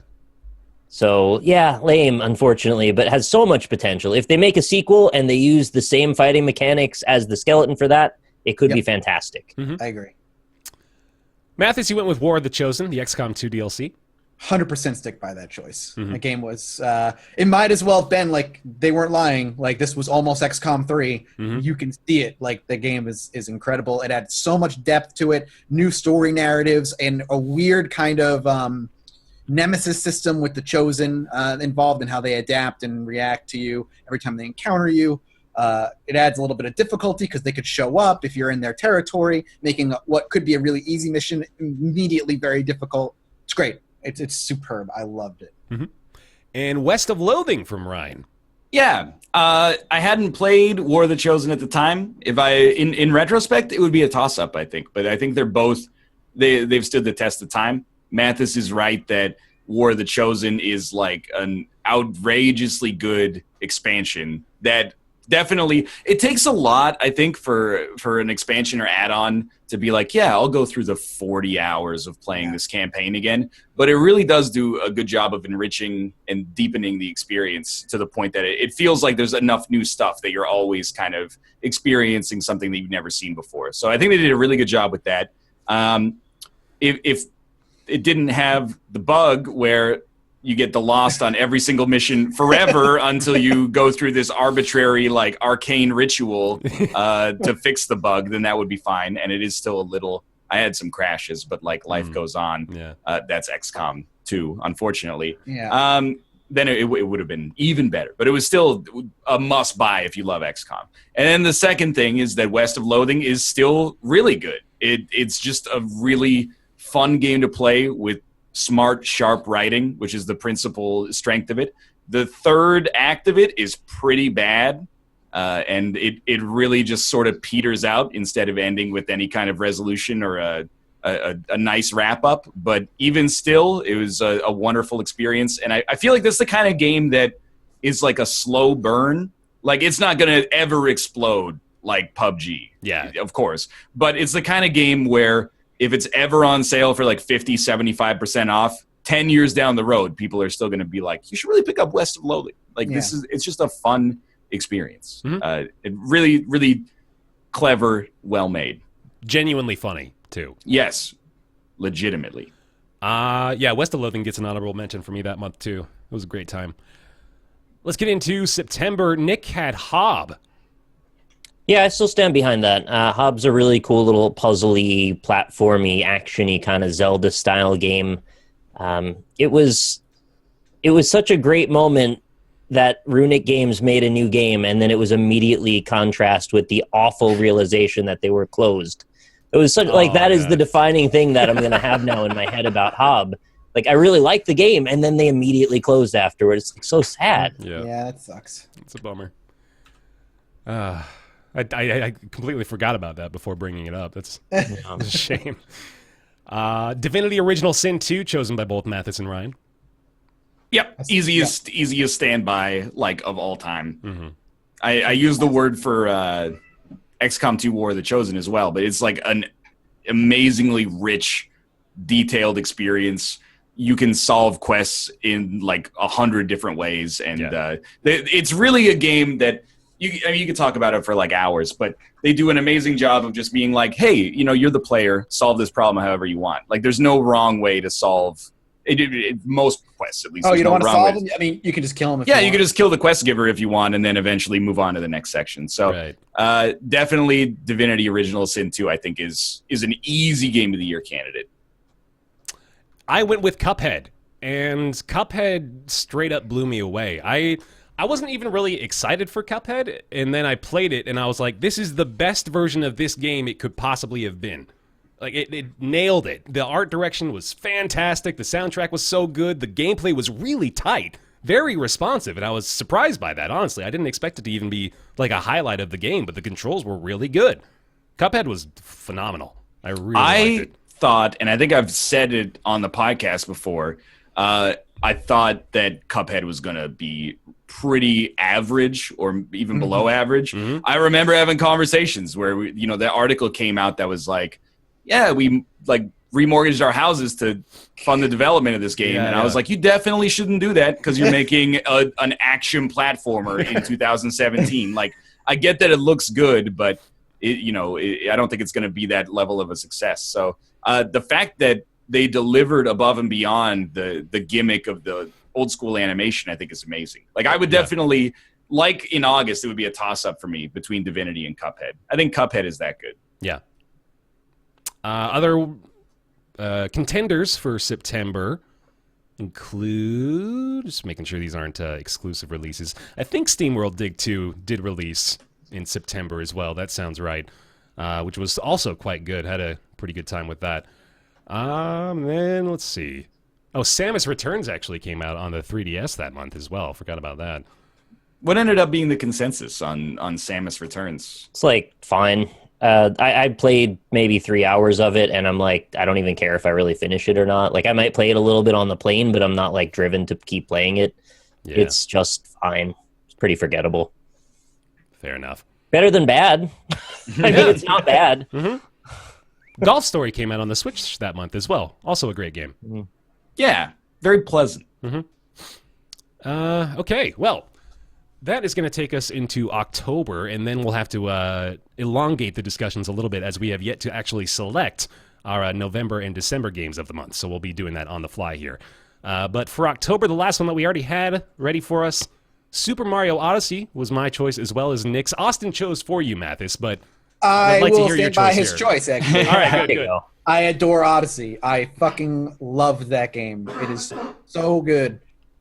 I don't think it's perfect, but I mean, you're hard pressed to find a perfect game. So, Nick, similar feelings? Yeah, it slightly became a bit tarnished after I had finished it, but tarnished from like a 9.6 to like a 9.2, that kind of thing. Like if we're gonna split hairs, yeah. It was mostly just the realization that I had run out of new worlds to go to, and now it's just kind of here's a billion moons on every world you've seen already, and they're not like hard to find or that clever. They're just kind of like here's one that's sitting out in the open. Here's one that you look under a rock. Here's one that you look over a rock.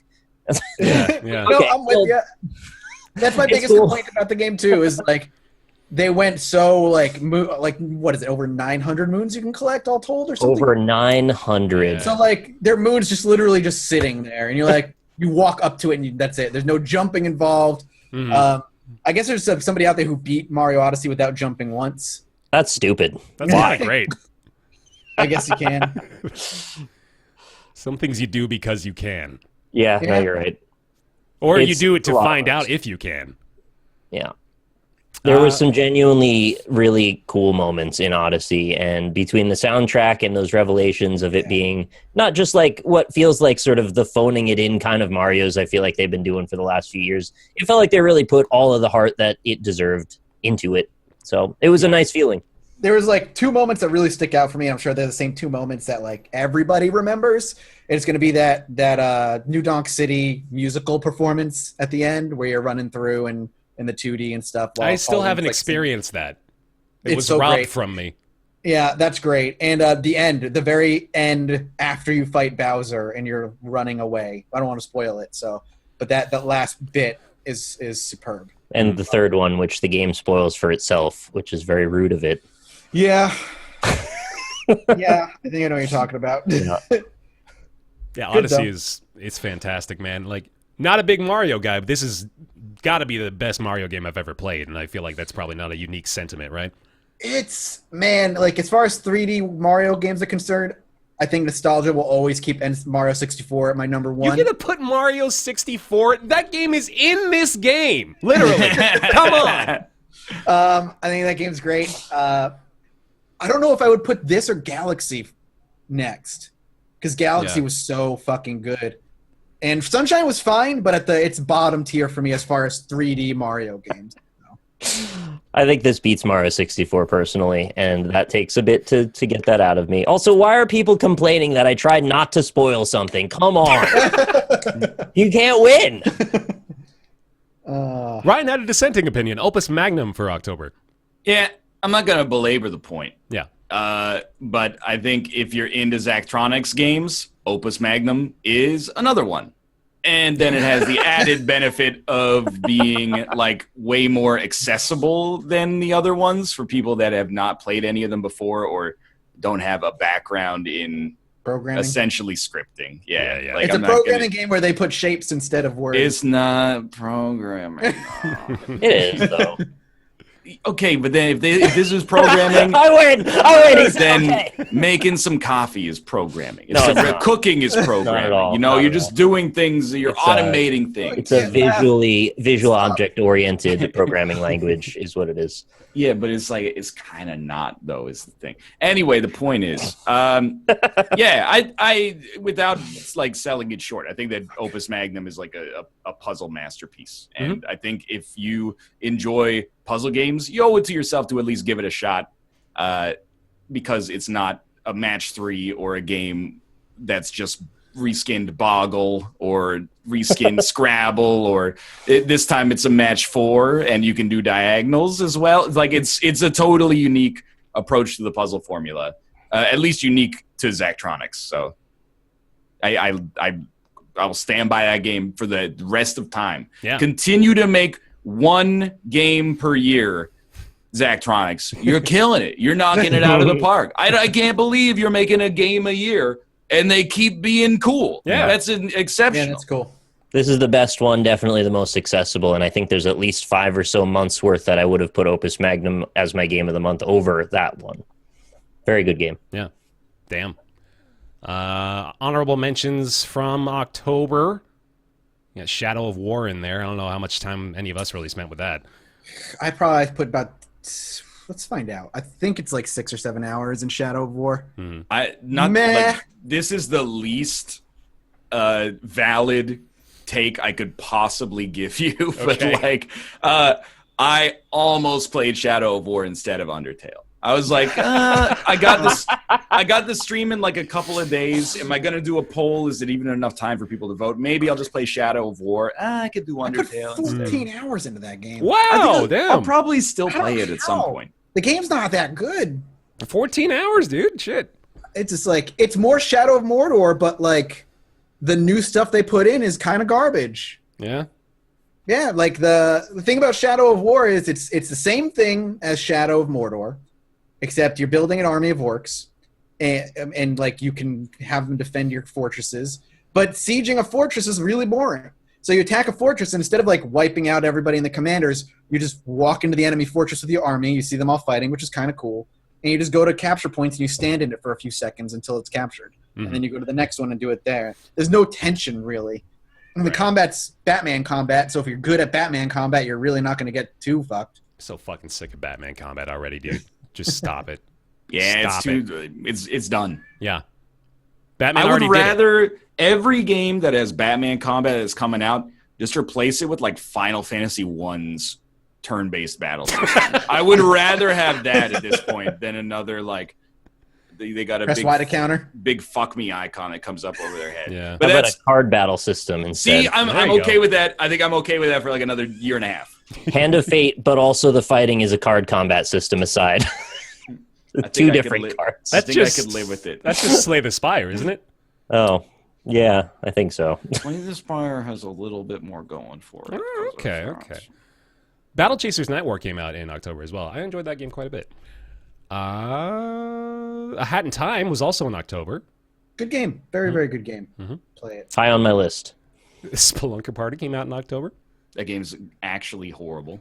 The Evil Within 2 came out in October as Good. well. Good game. Pretty good.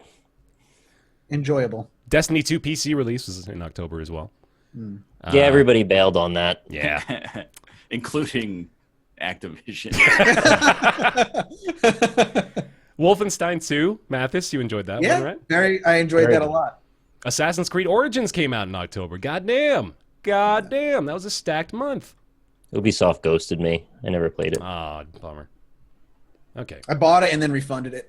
Wow. Jesus. It ran like hot trash. Oh, that's right. Yeah, I remember. All right. It's time to get into November then. So we have not actually made our determinations yet, as we had Bennett Foddy on last week when we would normally do the Game of the Month segment. So here we go. It's time for the November Game of the Month. What do you guys What think? came out in November? I've been Came out looking at the in list. November. Star Wars Battlefront 2. Oh, yeah. There we go.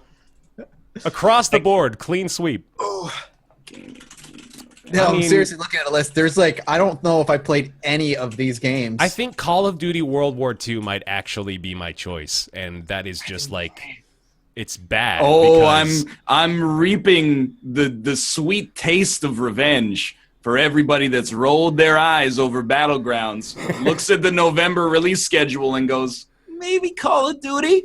Let me hear it. Let me hear your justifications. I Please. didn't play a lot of video games in November. Ooh, Yeah, that's juicy. I know.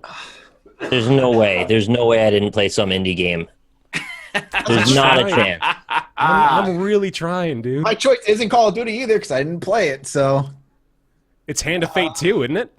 I mean, in the end, I actually think that I have to give it to Hand of Fate 2. Yeah. Even though by the end of that game I hated it and was cursing the name of the developers, I think that Hand of Fate 2 is, I almost said it, Oh, it's almost worth playing. I think for a lot of people, they're going to enjoy it more than I did. And even I have to recognize that if I hated it by the end of it, it's still, for like 2/3 of it, I was like, this is really good. So I'll give it to Hand of Fate 2. All right. It's better than Flint Hook, in my opinion. I'll go to bat for that.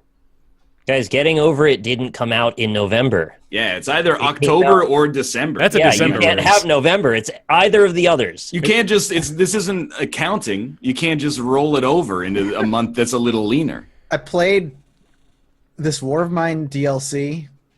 Okay, how'd you like it? It was this War of Mine with a Yeah. story. Mhm. That's it.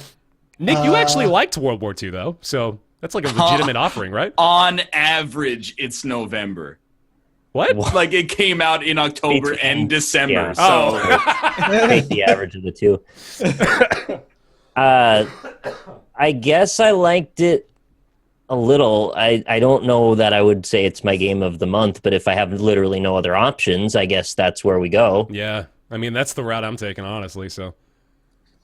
That What are you gonna seems do? wrong. I There know, has it to be really something is. It's better. pretty a bad. Need for Speed game came out in November? Yeah. Oh yeah, that happened. Yeah, that I had no idea. none of us actually. mentioned a word about it the whole month, or till now, honestly. When I saw it on the release list just now, I was like, was it like a mobile Oh, that's new? game or something? Yeah, it's a new one. Oh. Also had loot boxes in it and all that Huh. other stuff. Yeah, look at that. Cool. There's a new Need for Speed All game. right. Yeah, Chad said it was a microtransaction fire. Oh, God, okay. Say it. Say it's Call of Duty. All right, I guess it's Call of Duty. Hell yeah. I don't understand why you're reveling in that, though. Yeah, I don't get it either, really, but There's no comparison. How so? One's a finished game that's optimized to run at 60 frames a second. Yeah, it's also the 40th Call of Duty game since 2008. It was good, though. what? That's the argument? So is PUBG. Mathis, what's your choice? We're not awarding most optimized game of the year. Raising our voices about this. You know how many times XCOM 2 crashed on me? It's still great. It could be great and have technical problems as well. Oh my stop! I can't. My back hurts. I can't laugh. Nothing. I didn't put fucking. I guess by Nothing. default, Nothing. That's fine. This That's War of fine, Mine, man. I guess. Yeah. Big old blank. about it. That's all right. Let's go ahead and knock out December then, too, while we're at it. Yeah. Also nothing. Also nothing. Getting over it. I played Hello Neighbor. Yeah. Oh, I'm going to put that on there for you. Hello Neighbor, Game of the Month for Mathis, December Game 2017. Is one of the, if not the worst game I played in all of 2017 Wow. by a long shot. Please take your soapbox here. I'll give you a Don't moment. play. Just don't play Hello Neighbor. Like that's really all it boils down to. That game is fucking awful in every respect. Level design, AI, playability, physics. Like it's just a broken fucking mess. The concept is you're sneaking into your neighbor's house, and every time he catches you, he learns what you did last time, and he'll prepare like traps and stuff for you to try and ward you off. Reverse next time. Home Alone. Yeah, or like remember Alien Isolation? Like the alien learns and he will attack you. It's like that, but they had a budget of like $100 instead. It's so goddamn broken. He sees me through walls. He teleported. He glitched out, got stuck in his own fence, and got flung into the air and flew around for a while. That must have been funny, though. before he came crashing back down. There are times where he was like an inch from my face looking at me, And then he's like, and then walked away. Kept And I'm like, what's going on? I don't understand. It doesn't make any sense. Also, there's like physics puzzles in the game where you're supposed to like stack boxes and like get into like areas where you're supposed to crawl. But the game's physics are like really weird and janky, and the walls, the edge of the walls will push you. There's like a force there that pushes you back that you have to like get over before it registers that you made that jump. The boxes, if you touch them too hard, they all topple over. It's a fucking absolute mess. And the way the level works, there's only 3 levels in the game. And if you know what to look for and know how to do it, game is maybe like 2 hours long. The problem is level design is basically there's an object in the house. You don't know what the object is. You don't know what it does, but you need to find it wherever it's hidden, and that will let you go and leave the level. And sometimes there's multiple steps to finding that particular object. So one example in the later levels is there's a generator that's locked behind a fence. And you follow the generator's wire into this room, and it's like under a desk.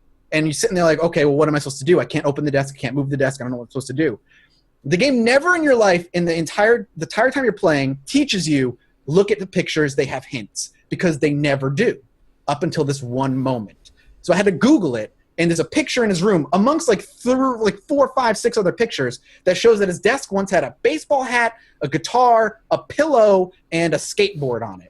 And you have to go put those on the desk, which will then unlock the gate on the outside of the house to let you press a button for the generator. That's Rick and Morty. That's actually Rick and Morty with the flies. But that is one of like 9 puzzles in that same level.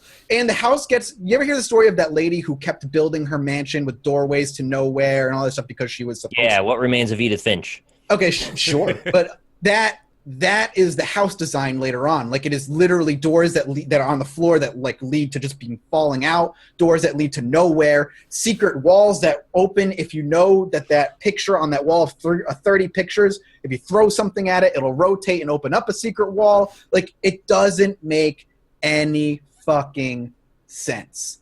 And it's infuriating and every level. And the game doesn't run well. It had it crash on me twice. I could go on. Mathis, I guess we'll put you down for a no then. It's so fucking bad. I just because the concept is really cool. I like the idea but it's of this neighbor who learns and he's hiding some secret and you have to kind of get into his locked rooms and stuff. But it's just a scavenger hunt. Well, luckily they made $1 billion off the idea. That's what bothers me. Yeah, me too. Because I played it at PAX West 2 years ago. Yep, me too. And they were like, hey, try sneaking in through that window. And I went up to the window and pressed the button, and it didn't open. And they go, it's a bug. Don't worry about it. And then a neighbor was half inside of the building, and his left half was just clipping through the wall, and he couldn't walk. Yeah. And I was like, okay, I can't wait to play this in 2.5 years. When it's fixed, and it's just not not at all. It's still there's points where oh sweet, I got up to a level and there's a wall, a thing between me and him. He can't get to me here. I'm gonna have time to get away. And instead, what happens? He just teleports. He goes boop boop, and now he's in front of the wall, and he's like, boop, boop, gotcha, bitch. And you gotta keep the lights on, but what are all these YouTubers doing that see the clips of the game and they go, oh, the neighbor. It's not scary. How much editing did you have to do to essentially, you're borderline, from what you're saying at least, misrepresenting the product. Really bad. Were they paid to do videos? I assume so. There are a few YouTubers who just got big off of that alpha. Yeah, it just blew up for some people. Yeah. Off of that? Yeah. Because in the alpha, granted it was as broken as it is now, but the game, the concept is neat. Yeah. And I'm with that concept, but the execution is garbage. And it's just it's upsetting. And the game is so short. The game is prolonged by your just constant failures because you don't know what you're looking for and you hope you come across a usable object. Yeah. And it's an infuriating design decision that I don't understand. What is one of my episodes that went up is 15 minutes long. That was over an hour of footage that I just had to cut all unusable trash out of it to be because I would just run around looking, because his AI is pointless. there's no point in stealthing. Just run around. Just run around the house looking for shit because everything you do is persistent. So if you run in and you grab something, if he catches you and the level resets, you still have the thing you grabbed at least. So run in, grab something, get caught, go back, and then just kind of rinse and repeat. It's so bad. It's so bad. You play anything good in December? It's no. All right, that's nothing fair. like nothing new. Yeah. Nick, getting over it, I assume. Yeah, getting over it definitely is What my. about Gorogoa though? Yeah, that's also on my list. Actually, getting over it went higher than Gorogoa, but they're both very, very good. I also played Gorogoa this morning. It is phenomenal. Highly recommended. Yeah, worth Is it the an wait. adventure game? Like, It is It's a a puzzle game. straight up puzzle game where you slide panels around in a 4-panel presentation, and you're basically morphing space in different ways. And it's a very difficult game to describe. But ultimately, you're trying to find these 5 fruit, which are hidden through all of these various worlds that are connected via the panels in that comic. It's very beautiful, great music, great ambience. It even has a message that I wasn't entirely sure I could figure out, but it seems sad. It's one of the most innovative puzzle games I have played in a very, very long time. It is a very cool idea that is executed extremely well. Yes. Ryan, what do you got? I didn't cough, by the way, to say I want to talk. I raised my volume. Oh, hi. Because I got super lowered, so I just wanted to make sure I wasn't blowing you guys out. I think you're good. All right. I would be comfortable saying that Slay the Spire is good enough to be a game of the month for December. Okay. I would also say that Getting Over It is a completely appropriate choice. I think that both of those games could wear the mantle for me personally. Overall, it's a harder choice than you might think, because one of them is like a roguelite and it has cards in it, which is kind of like a soft spot for me. Yeah. But Getting Over It is just so unique and weird, and without being offensive, I actually love that it's not even really a game. Like, I thought about this after we had Bennett on, and I wanted to ask him about it, but it was a little too late. But like, he didn't really make a game. He made an arena to fight yourself. He made a level. Like that. He made a level, and that's really cool. That's super unique. So I think I'm more enamored with the design of Getting Over It. I think that's super cool. Absolutely. I also went with Getting Over It for similar reasons. It was just very unique experience. I've been all about that this year, especially, man. Like, for games to introduce something new is very noteworthy for me still. So I'm happy to give it to Getting Over It for December. All right, well, we got the full sheet here, folks. It's time to determine the very best. Nick, I know you've got like a full list. So you maybe want to run down yours. Yeah, my list actually, if I was to go by the game of the month, it wouldn't actually make a lot of sense. So I think we need to go through mine real quick. Sure. So dishonorable mentions first. Sundered. I was very, very disappointed by Sundered to the point where I was like actually kind of mad. I remember that, yeah. Yeah, that game was pretty It had beautiful art and then totally threw the whole game concept away for me. It just did not feel good to play. It did not feel like you're progressing at all. Anyway, I don't need to go long on it. Just didn't particularly like Sundered. I remember that. Friday the 13th, I think we kind of agree. It's just trash. Really, really bad game. I hate it. Hey, any game that makes you go Dead by Daylight is a better version of this. Is a bad game. What's funny is that, I've gone to bat for Battlegrounds, and I'm like, it's just fun. But people give me that same argument for Friday the 13th, and I'm like, you are stupid. No, your brain is the size of a single atom. I'm not going to go that far. I hate Friday the 13th. I don't know what it is about it, but I hate it. It's sort of arrogant and condescending in how it seems to portray itself as that it's like really good somehow. I don't really get it it's either. It's kind of like if a competitor to PUBG came around being like, y'all just be ready, you think PUBG's good, we're coming out with this game that's going to blow it out of the water, and then it comes out and it's like marginally worse than PUBG. Wet fart. Yeah, but the models are better. Right. Except they're still not. I feel like what made that game worse was how somehow they made being a survivor even more boring than sitting there and doing a spacebar mini game in Dead by Daylight. Yeah. Like somehow it's even worse. You're And I so don't know fucking how. slow, and you just can't It's do a scavenger. anything. It's a random. It's weird. The problem of Friday the 13th is the random scavenger hunt, which is like amplified in Hello Neighbor. It's like being. It's like being a survivor. Let's come but on now, even man. worse. No, that's the game of Hello Neighbor. Is you're a survivor scavenger hunting for random items in the house. Yeah. I just want to say sorry to Rob, who liked Friday the 13th. Oh. I didn't mean to imply Why'd your brain you like it, size Rob? and single No, Adam. no offense meant to Rob. Because the one good thing about Friday the 13th is being Jason, because you're all powerful. Yeah. Yeah. You're actually a Sure. god. There are some ways you could frame it that the role-playing element can make it kind of entertaining. I didn't care, but I know some people liked it for that.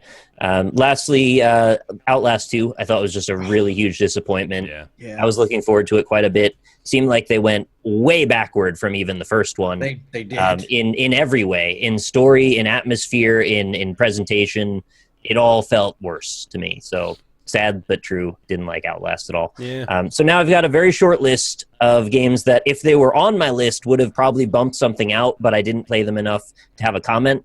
So Persona 5, I probably would really like that. I just didn't get around to playing it enough. Mhm. Neo, same deal with that.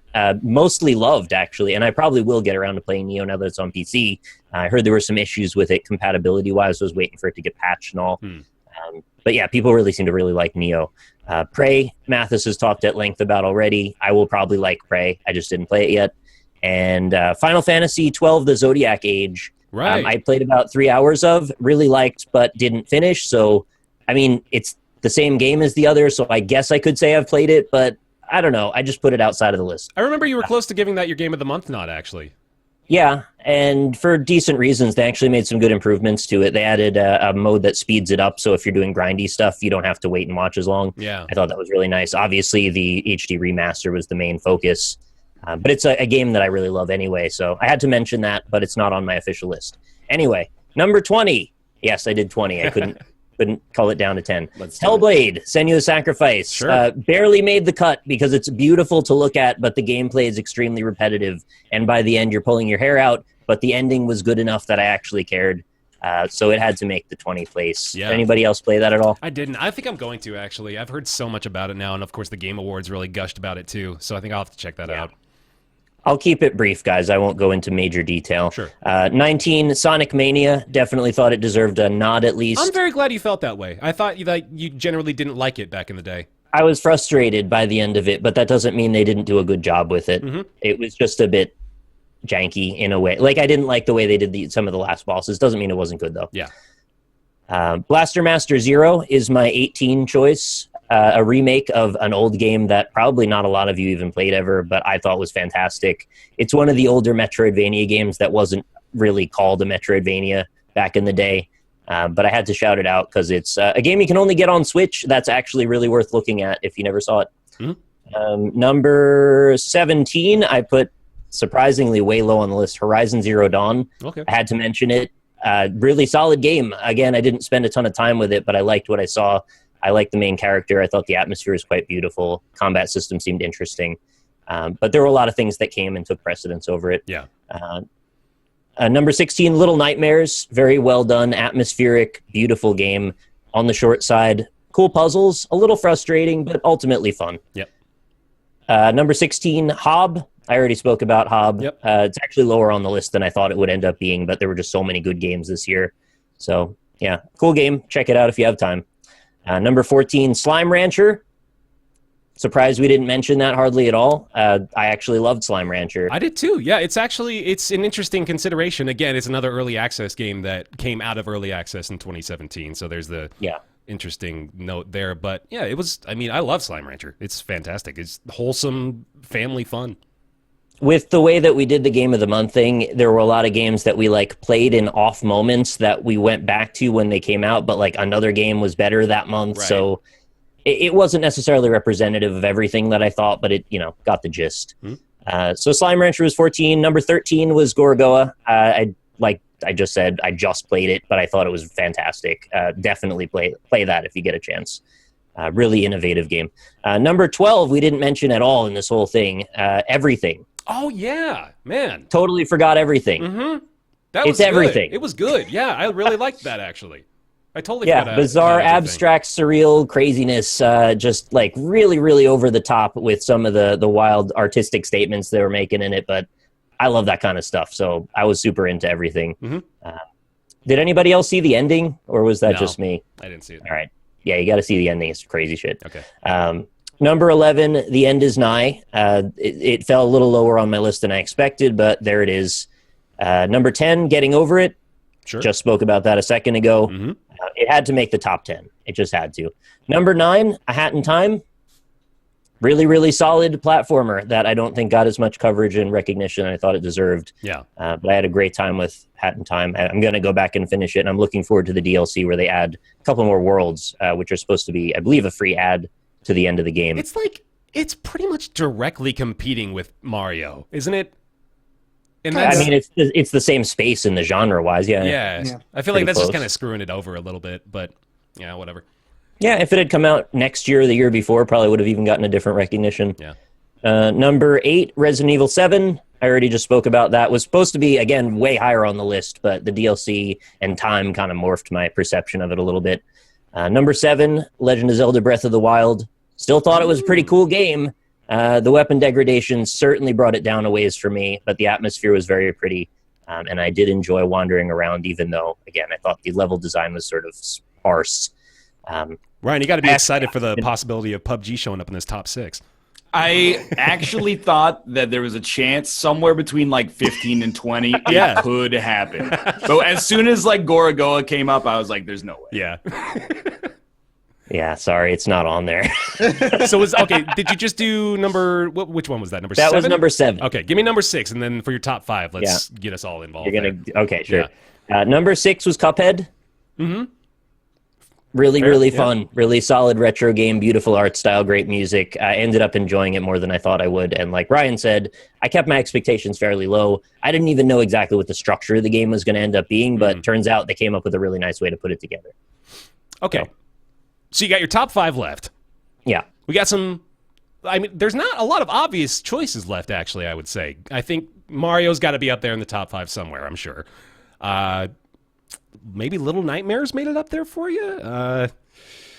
What do you guys... We already did Little Nightmares. Oh, that's right. Yeah, you had it in the top 20, didn't you? I don't know. What do you guys think? I'm trying to make a guess, make an educated guess as to what I would assume the remainder of this list would be. Nick's list? Yeah. Yeah. I'm trying to remember, Little impish smile. What is it, Nick's list? Hollow Knight has got to be there. Oh, yeah. right, of course. Yeah, no, I did. Hollow forget Knight. that. Mm-hmm. Yeah. Night in the Woods. Did you already say Getting Over It? He did. Yeah. Mm-hmm. Yeah. You already say Resident Evil 7? He did. Yes. I've been paying very close attention. Yeah, clearly. It's okay. It's okay. Okay. Night in the Woods, Hollow Knight, 100%. Night in the Woods probably up there. Okay, yeah, go ahead. Go ahead. Let's hear it. Hollow Knight, Mario. Okay, so we just did Cuphead. Number 5, Rhyme. Oh, wow. Yeah. Everybody forgot about Rhyme. Uh-huh. Actually, a fantastic game. Beautiful all the way through. Made me cry at the end. It had all of the things a Nick game needs to have. And I don't think it got nearly as much coverage as it deserved Yeah, either. clearly but not. Yeah, unfortunately. Really, really good game. Highly recommend you play that. Number 4, What Remains of Edith Finch. Oh, my goodness, yeah. It won a game award. It did, yeah. No, it got recognition. Best narrative. Stunning game. Absolutely beautiful. Creatively put together. I loved how you go from the room to the other room, and it's all like a little puzzle, and then there's these little stories, and they all interconnect in unexpected ways. Not that the ending like threw me for a loop, but it was at least a clever way to tie it all together. So a really nice game for a narrative style. It's like this year's Gone Home, I guess you could say. Yeah. For me anyway. Number 3, Mario Odyssey. It had to be on there. I already talked about that one. Really solid. Mechanically really fun. Beautiful to look at. Great soundtrack. Had a few gestalt moments of excellence. I just wish it was longer. And actually, I would be very happy to pay for DLC if they ever did DLC for that. Add another 3 worlds onto it. I'd give you $20, no problem. Number 2, Hollow Knight. I was a bit apprehensive about whether Hollow Knight was going to end up my 1 or my 2. And I had to go with my number 2, unfortunately, because much like Resident Evil, over time, a little bit of the luster became a bit tarnished, especially because of the DLCs, DLC. man. Yeah. I hate to say it, but it was almost a perfect package, and then they had to add on these really, really frustrating boss fights that did not do it for me, and personally. Yeah. Still, fantastic game, like 9.5 out of 10 game. One of the best Metroidvanias I've played ever, actually. So it absolutely deserves to be in the top 3, no question. Mm-hmm. Anybody want to take a shot at what my number 1 was? Dude, yeah. I have no idea now. I genuinely have no clue. It was Night in the Woods. Was it really Night in the Woods? Wow. Night in the Woods. That was the one that I kept coming back to. Out of all the games that I played this year, that was the one that left me with the strongest impression overall of the best writing. It had the best story and characters. I just loved everything about it. And it was one of the very few times when you could sort of put yourself in the position where the dialogue was the thing you look forward to instead of the thing you want to mash past. Reading what the characters said and how they said it just made that game. And it was a conduit for story delivery in a way that I haven't really seen done. I absolutely love Night in the Woods, and I would play all of it again, and I probably will because there's a director's cut out now. So that was my number 1, Night in the Woods. Definitely shocked to hear it's your number 1, but completely agree with everything you've said about it. So there's that, I suppose. Cool. Night in the Woods, number 1. All right. Let me try to get a top 3/top 5 out of the rest of the group here then, because I'm kind of formulating one in my own head. Mathis, I'm sure you've got the general idea, right? Yeah, I could give you a top 3, I think, pretty easily. I'm going to make you choose a number 1, but I'll give you kind of a, like a little bit of meandering space. Easily. Okay. All right, so let's go with, I got like a top 4. Let's go with a top 4. Mm-hmm. I think number 4 for me is, I'm going to do War of the Chosen. War of the Chosen was phenomenal. Great add-on to XCOM 2. I have 0 complaints. That game was fucking great. Number 3, Prey. Prey was superb. Loved it. Definitely worth playing. Mario Odyssey number 2, without question. And then Divinity 2 is my number 1 by and large. Give me the, make me buy Divinity 2 right now. I mean, all right. XCOM style turn-based combat mixed with questing where you have like a million different ways of solving it, combat or role-playing or stealth, a story that is equally comical but has its serious moments, and the party mechanics and the combos that you guys can come up with like one person spilling oil on the ground and the other person casting a fireball to catch that oil on fire to create this trap for the enemy to have to walk through to get to you. Just a lot of, in both role-playing and combat, it is all about choice and sandbox play, and it does it in such a great way. And every time I ever thought there's no way the devs would think of me doing this. Devs would think, there was always something there. I mean, one of the things I love to do was set up my party members, usually between recording sessions, and I would take my sneaky guy and stealth him in a bush, and then take my magic guy and teleport the shopkeeper from his spot to my stealth guy and immediately just pick his pockets for everything he's worth while the shopkeeper yelled at me for being like, how dare you, Like just little things like that where you can just do crazy shit and the game just lets you do it. It's awesome. Yeah, that's great. Ryan, what do you got? We already know what your number 1 is. Yeah. So it's actually tough. It is. I think it's a tough question. There's a lot of stuff. I'm going to give you in no particular order, like a top 8 or something like that. Sure. But I really I don't subscribe to the notion that I need to have a list necessarily, but I'll give you a number 1. I got no problem with that. Yeah. West of Loathing, War of the Chosen, Divinity Original Sin 2,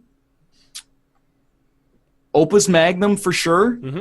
I think that those are the easy ones. Let me peep the Game of the Month list just to make sure I didn't forget anything in particular here. But I think those are the easy ones. Certainly, I would not put For Honor, Pit People, Pyre. I gave you Little up Nightmares there up there as well to swatch it or swapped out. I think Little Nightmares is good. Yeah, but I don't necessarily think that it's top 5 material for me. Top 20 material, honestly. Yeah, it's good. It's good. I had a very nice time playing it, and I thought it was super interesting. But as soon as I finished it, it wasn't for weeks. I was that had an effect on me. Yeah, I'll die on the hill that I've died on all year and say that my game of the year is PUBG. Absolutely.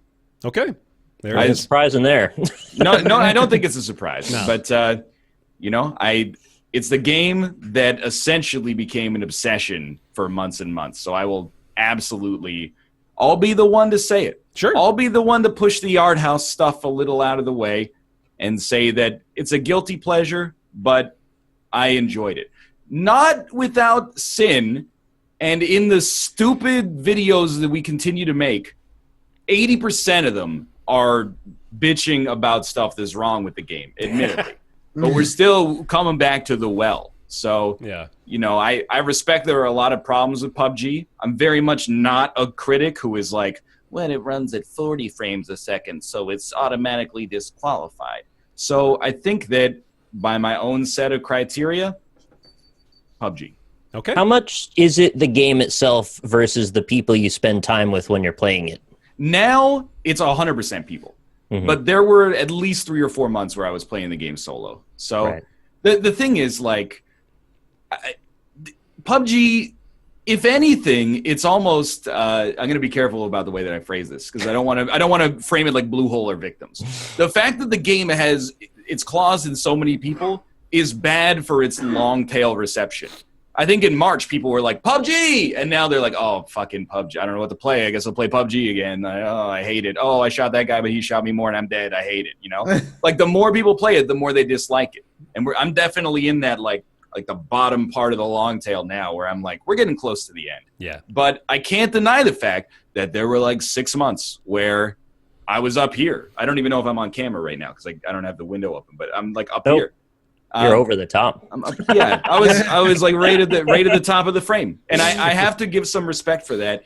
I think I will admit when we came to this show, I was like, part of me kind of wants to say Opus Magnum because I really think that might be my genuine number 2 with Divinity really close behind it.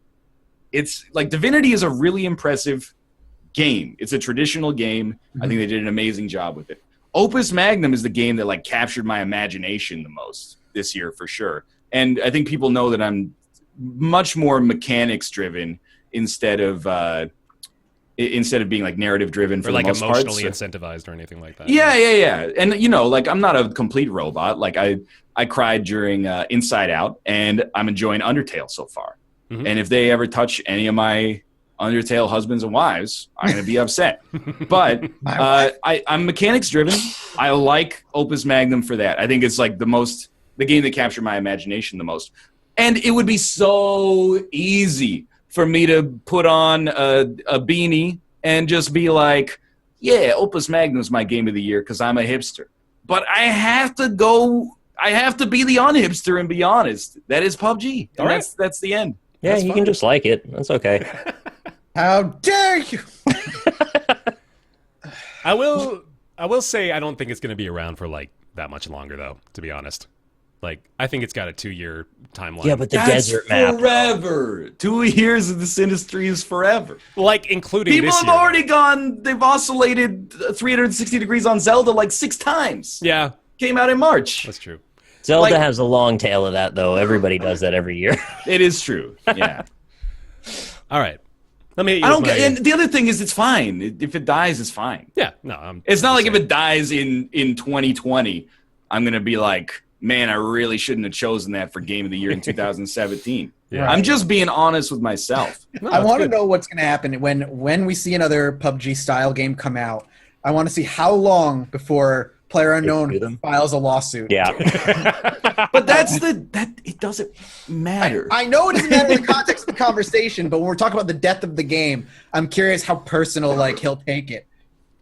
This is like, and I'm using this as my own personal soapbox at this point, but like, this is like, I'm becoming broadly disillusioned with games media, not ourselves included. But like I'm happy to come on here, and I think I bring like a unique voice to some extent, but the unique voice is largely dismissive, and I accept that. But like, I'm not interested in playing like the 30 games that come out annually where people are like, you gotta play this so your opinion's taken seriously during Game of the Year.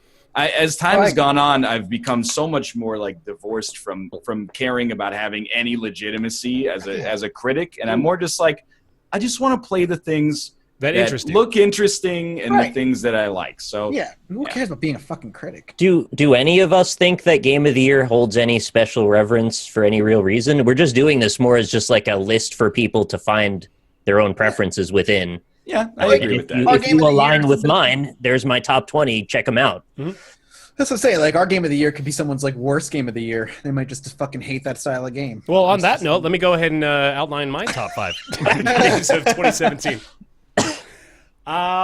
It's going to be pretty similar. I had Cuphead in my top 5 for sure.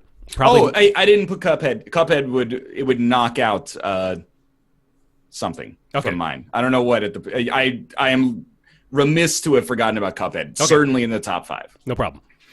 Cuphead's up there for sure. Definitely going to put Breath of the Wild in the top 5 still. I know the caveats are there, but it's still earned its place for me. Number 3, probably. Man, it's so tough for me right now because I've got all 3 of these that are very close to one another. So I think it's going to have to be number 3 is Hollow Knight. And like it's we've talked about Hollow Knight, so I won't. That's too much that's into the that. whole argument, right? It's just figuring out where Hollow Knight goes Right. to figure out the other. Because I have to say that Odyssey is my number 1 because Odyssey gave my wife and I more enjoyment, more entertainment, more fun than any game by far this year. It was like we got completely sucked into it. Her especially, like she just played the hell out of it, and it makes me happy guys that game so makes her happy. happy. Yeah, you sounded like happy kids just giggling, Yeah, which is man. just it's a wonderful, pure thing. It is. It's just pure, undistilled fun, and I really just love it so much. And then Persona 5 is going to get my number 2 because I cannot recommend it enough. Even if you're not a big fan of RPGs, it blew it out of the water for me. There you go. I gave it to Odyssey. Game of the year. Good choice. Game of the year. It's done. We've made our determinations. I got to get this down here on the bottom, actually. Here we go. PUBG. Nick went with Night in the Woods. Night in the Woods. That's right. Sorry, that was the sleeper hit. That's right. I'm going to go with... Here we go. I can't even remember what I chose. Super Mario Odyssey. And then Mathis. Divinity 2. Divinity 2. That's All right, right. screen cap my list for chat. There you go. Perfect. All right. Well, that's a horrible-looking Excel chart, Bear, but hey, you did it. Good job.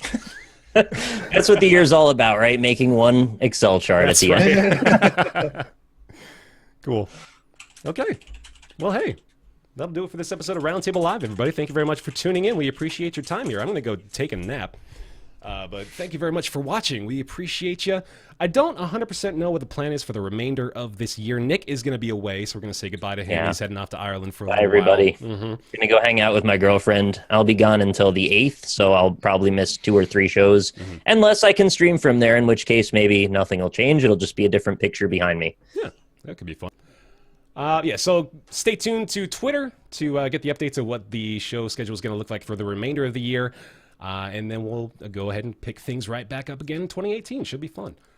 Thank you guys so much for supporting the show here on twitch.tv/Roundtable Podcast. Thank you very much to those of you supporting over on patreon.com/Roundtable as well. Want to make a note of this. I'm sure many of you out there heard about Patreon's latest changes to their policy for payments. It looked like they were going to force every patron to pay the service fees that were normally taken care of on the back end, and they're not doing that anymore. So if you were scared off by that, if you had like $1 or $2 pledge or something over on patreon.com/roundtable that you didn't want to have to pay a bunch extra for, understandable, but they're not doing that anymore. So if you had that, we would encourage you to go back over there and get your pledge going again. We really appreciate that. And of course, want to say a special thank you to those of you pledging at that $20 tier and above, which include, sorry, give me a second here. Let me cough. Julian Avelsgard, Jonathan Graham, Scotty119, Ricky Chris, Murphet, Cowboy Chemist, Eric Schooley, Stephen Aoki, Metadata Studios, James Peed, Peter Sinnison, Ellis Spice, John Kalchik, O. Thomas Games BR, Jakar Sampson, With a Dance Number, Kolnar, Sehoa, Joseph Boss, Penn Gillette, Chaos, Clap, Clap, Clap, Clap, Theorist, Talks to Wall, Colby Klein, Greenlight, Oren Saltzman, Brizzlebrit, Positron, Miscare, Mediocrities, Justin, Logan Ray. He's doing the Friends theme, remember? Yep, So no, I you gotta know. keep that in mind. I got you.